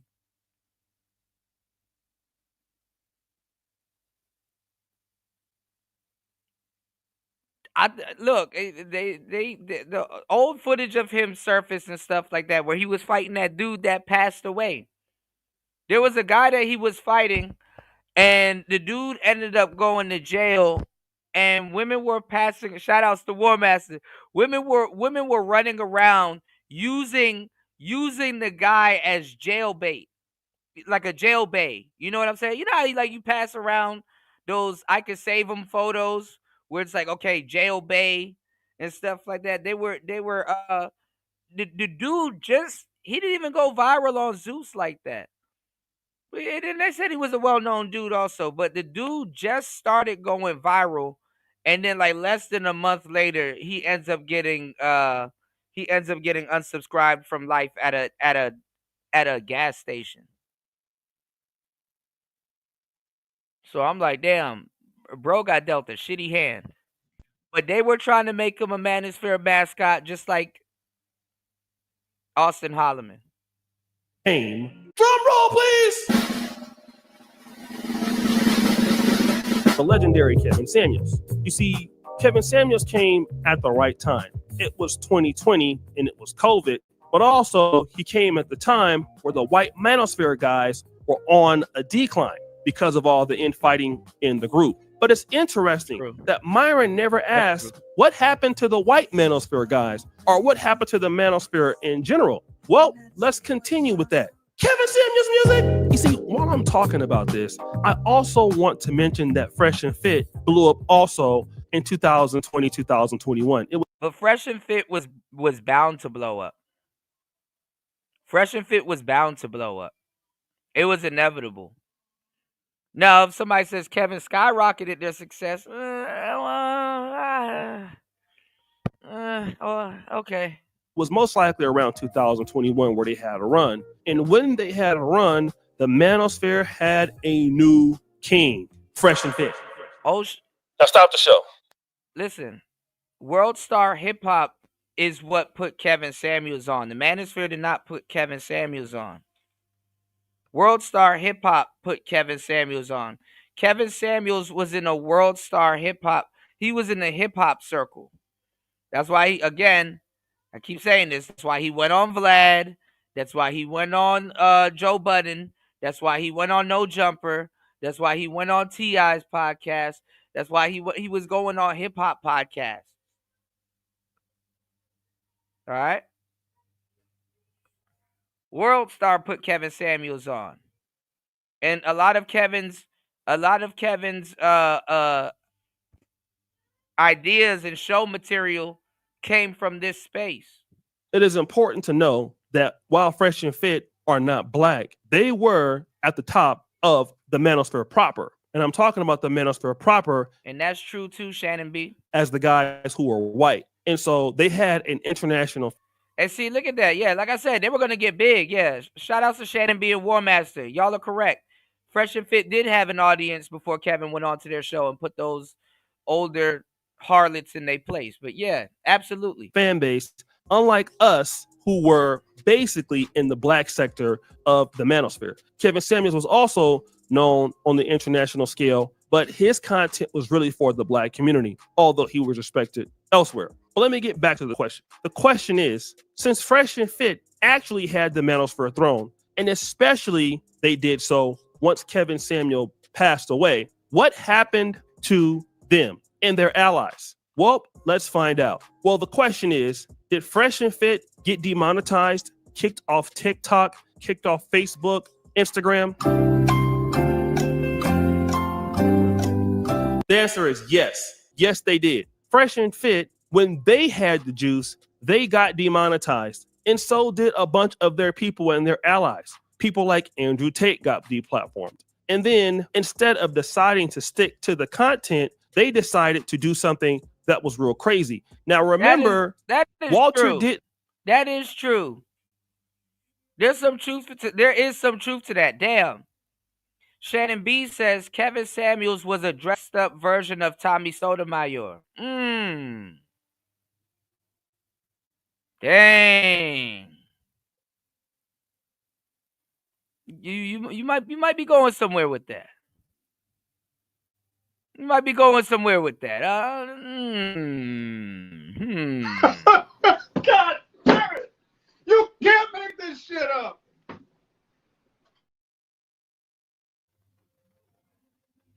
Absolutely, War Master. We talk about that in grave detail, you know. God damn it! You can't make this shit up. Anytime you put black on something, it a lot of people feel excluded. Whoa, calm down, Jamal. Don't pull out the 9. They feel excluded. Didn't like this move. These certain people that you bring on your show get you canceled. I'm like, wait. Oh, okay, got you. Don't bring them on. Right. Understood. Because, bro, why would they mess up my bag? Knowing that this I got Lambos. I got exactly. Yeah. Once we got to pay employees, we got to pay staff. It's like, nah, got a good staff keep too. on the road. Yeah. Then come to find out, he's on the show. But who cares what Walter wants, right? They decided to go with Nick Fuentes. And Nick Fuentes got Fresh and Fit demonetized. Now, they didn't have to go and deal with Nick Fuentes, but they decided to go. And O'Shea's leaving out the reason why they dealt with Nick Fuentes as a pearl. And Nick Fuentes didn't care anything about manosphere. Nick Fuentes cared about hate and what about their buddy? Fuck you. So I was waiting on You call it? Yes. Yeah. Sneeko told me you're. Yeah, but I didn't know you knew. Like, what the fuck is Sneeko just talking? Wait, you're actually 16-year-old girl. I mean, it's a little bit weird, don't you think? You see, Zerka is a guy who allegedly loves underage women. Now, I don't know why you think that this is okay, and Myron has went to bat for a guy like this, but I guess you can't kill a community because you can basically say that hanging out and being friends with a guy who likes underage women is— Oh yeah, and NF, the white rapper, right? Are you talking about the white rapper NF? actually okay. I think I do remember that. And if you don't believe me, okay, for you that keep asking me about the Zerka situation, guys, I don't know all the facts. I don't know that's going on. So I'm obviously not going to make too many comments about it.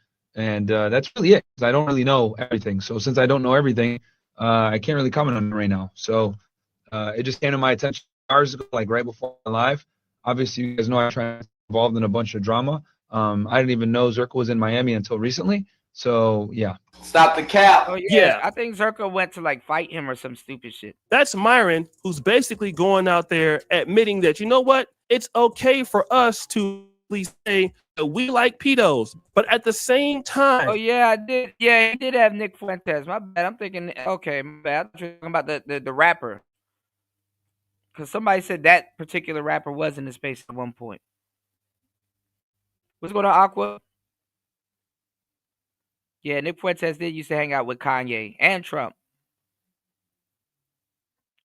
Pearl probably got Nick Fuentes watching O-Man. You will see Myron. Like I said, what's going on, Picasso? When O-Man defended Pearl and Oshay was going in on him, I was like, shit, O-Man probably just burnt the bridge. So I was like, shit, he better do something like get Pearl on the show or get Pearl to fly him out.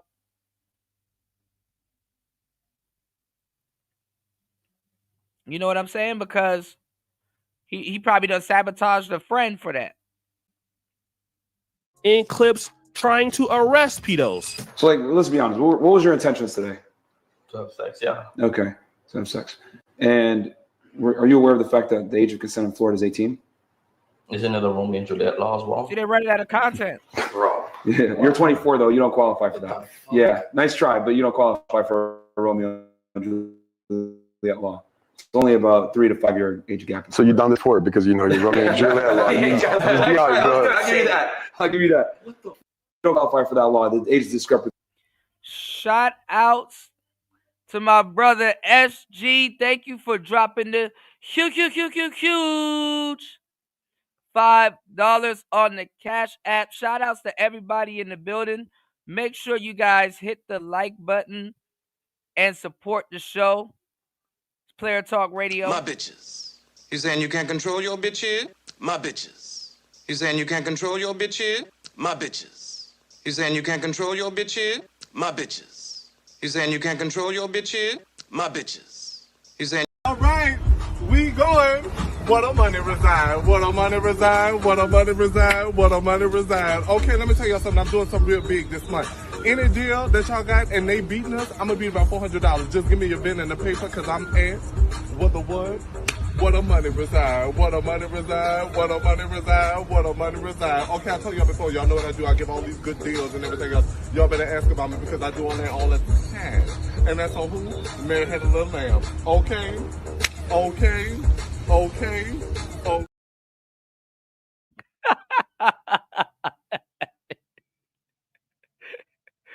What'd you say, new punk in the truck? It's too high. So you see, we've seen the hypocrisy here. You see, Myron wants to put down people and arrest them for dealing with underage people, but he loves to defend if he's your friend.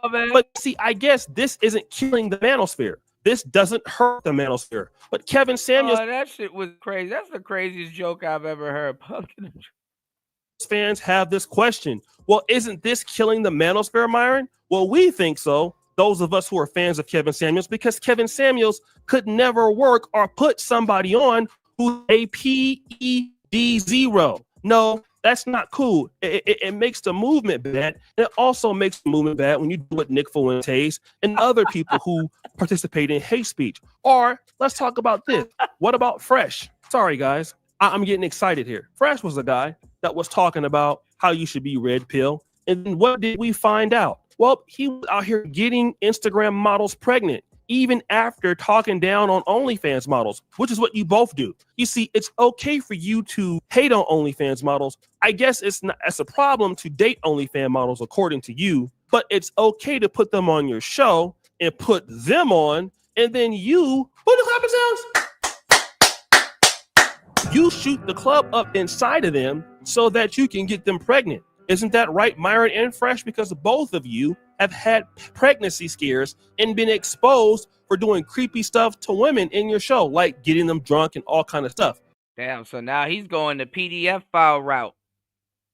Oshay is saying that Kevin is good that Kevin didn't mess with them because he's saying that they PDF files and all kinds of stuff. And this is some dirty work.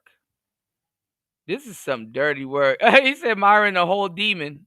I guess that's not ruining the manosphere, is it? Okay, let's talk about Donovan Sharp. What happened to your buddy that you so-called put on? Well, Donovan Sharp got exposed for being a liar. Well, how did he lie? Not only did Donovan Sharp scam guys in the black manosphere, which is me, he also scammed guys in the white manosphere too. But not only that, he was also hypocritical. He was going around dissing single moms. Then he got married to a single mom, and we've all seen the paperwork. Right. So the question is, well, then how did you guys ruin the white manosphere? Because you guys did ruin the manosphere. All of you got deplatformed, or all of your channels are now dead. Then, oh, let's not talk about Rollo Tomasi, who was also outed as an undercover rapist. Oh, damn. Oshay. Ooh. Ooh. Ooh. Oshay going at everybody. Damn. Going on Rollo. Channels are now dead. Then, oh, let's not talk about Rollo Tomasi, who was also outed as an undercover racist, going on X, formerly Twitter, and using burner accounts. But I guess that's also okay too, if you're a guy who just likes to hate on everybody, or a guy who just likes to lie on everybody. But I guess this isn't ruining the white manosphere. You see, the reality is, once Kevin Samuels passed away, he left the manosphere in general, black or white, in a very good position. But you guys and your associates, you guys are the ones who ruined it. You destroyed it. You were the ones that got on all kind of hit lists and, you know, hate speech lists. And then we already know about what you did with Israel and all these other things. And, you know, the people that you put on were white supremacists, and the people that you put on were your clan meetings you have on X. Damn. You know, so basically the question is, well, then how did the manosphere die under your watch? Because you guys killed it. It was you guys who crumbled the white manosphere, or was there left of it, but you don't want to take any accountability for that, huh? I know, because it's too hard to take accountability for the things that you actually did and messed up. So the Kevin Samuels fans, we want to know the answer to this, Myron. If you can tell us, how did you guys destroy what was built before you guys even got into it? And again, you didn't start the manosphere, but you guys definitely helped destroy what is there, because from 2021, the manosphere is not the same anymore, and it died. The white manosphere died because of guys like you. So guys, what do you think? It's your boy Oshay Duke Jackson back at it. Yo, somebody got to say something back this weekend. This weekend, somebody got to say something back.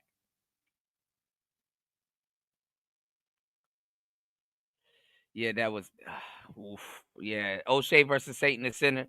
Oh, man. I'm going to sit this one out, y'all. We just going to be on the sidelines. Y'all hit the like button, support the show. We just going to be here on the sidelines eating our tortillas. Hey, yo, what the fuck?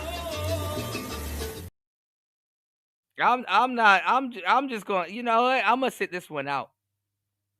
We just going to be here. I'm just going to give y'all the history and bounce. Yeah, ooh, whew.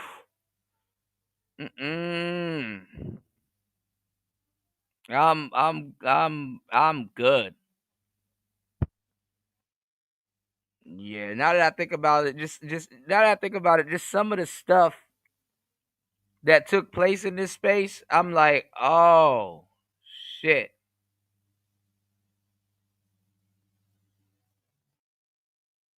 shit. Okay. All right, man. Well, shout outs to Oshay. Shout outs to everybody here. It's Player Talk Radio. I am your gracious host. Make sure you tune in to the next show. We might have it later on tonight. Well, today for you guys. You know what I'm saying? I gotta take a break. Getting old, y'all.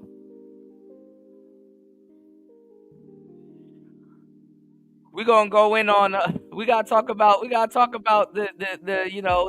Turtle Man. He a liability for Erica Mena. Did y'all see Drake in the drone? Hold on, y'all.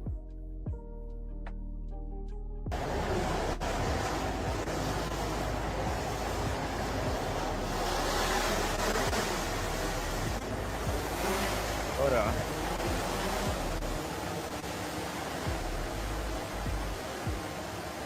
Hold up, y'all.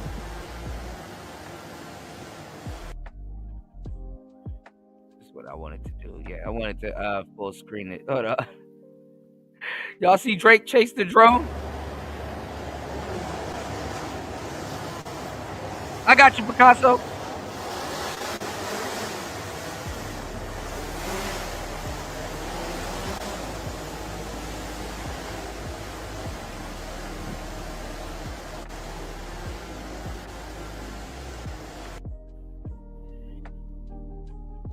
Shout outs to everybody that hit the like button. Thank you, everybody, for supporting Player Talk Radio on air, off air. You support Player Talk Radio because you care. Make sure y'all subscribe, man.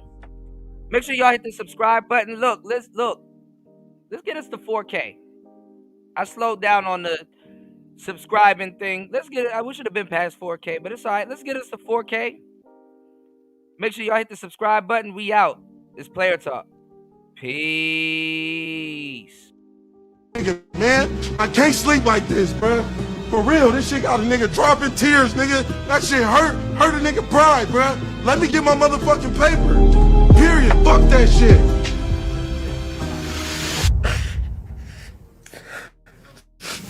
Nigga, I ain't gonna lie, bro. My pride hurt, nigga. Period. Nigga, Eric over here talking about nigga lying and shit. Fuck, I gotta lie for. Nigga, most genuine nigga here, period, nigga. Nigga over here getting his ass whooped. These bitch ass niggas out here fucking these hoes outside the fucking hotel, bro. Erica, why would you entertain that? Why would you not get rid of these niggas? Fucking way, bro. That shit ain't nothing, nigga. Nigga, pride hurt though. I ain't gonna lie, nigga. Nigga, pride hurt. Cause nigga, I ain't used to losing. Nigga, I need to get some get back, nigga, in a real motherfucking way, bro. Nigga, I get him up with any nigga on this earth, bro. I swear to God, I never been no coward. Any nigga that know me, that tell you, nigga, I ain't backing down from shit. Nigga, you beat my ass 10 times, nigga. I'ma get back up. But I promise you, nigga, when the opportunity present itself again, nigga, I'm gonna shine, nigga. In a real way, nigga. I'm in this position that I'm in right now is because I'm in pursuit of love. You're traveling through the desert, a sandy storm, but you're never gonna make it to the promised land. In a real way. If you look this nigga up right now, you can see the nigga's dick all over the motherfucking internet. But if you look me up, what can you see? You can't see my motherfucking dick.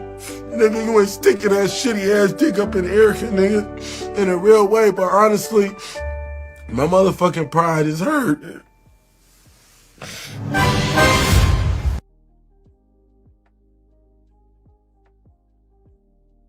Now he running but naked all over my house. I'm about to make him gay tonight. Back shots with both of my hands in his mouth. I know that he want it for real.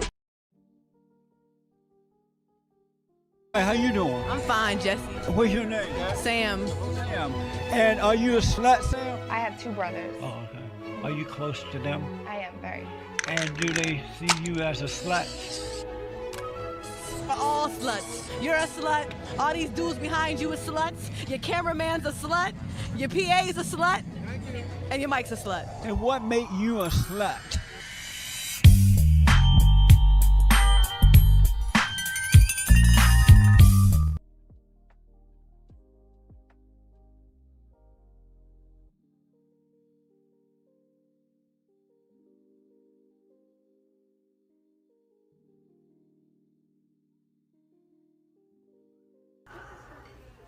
What's all that movement back there? What's all that movement?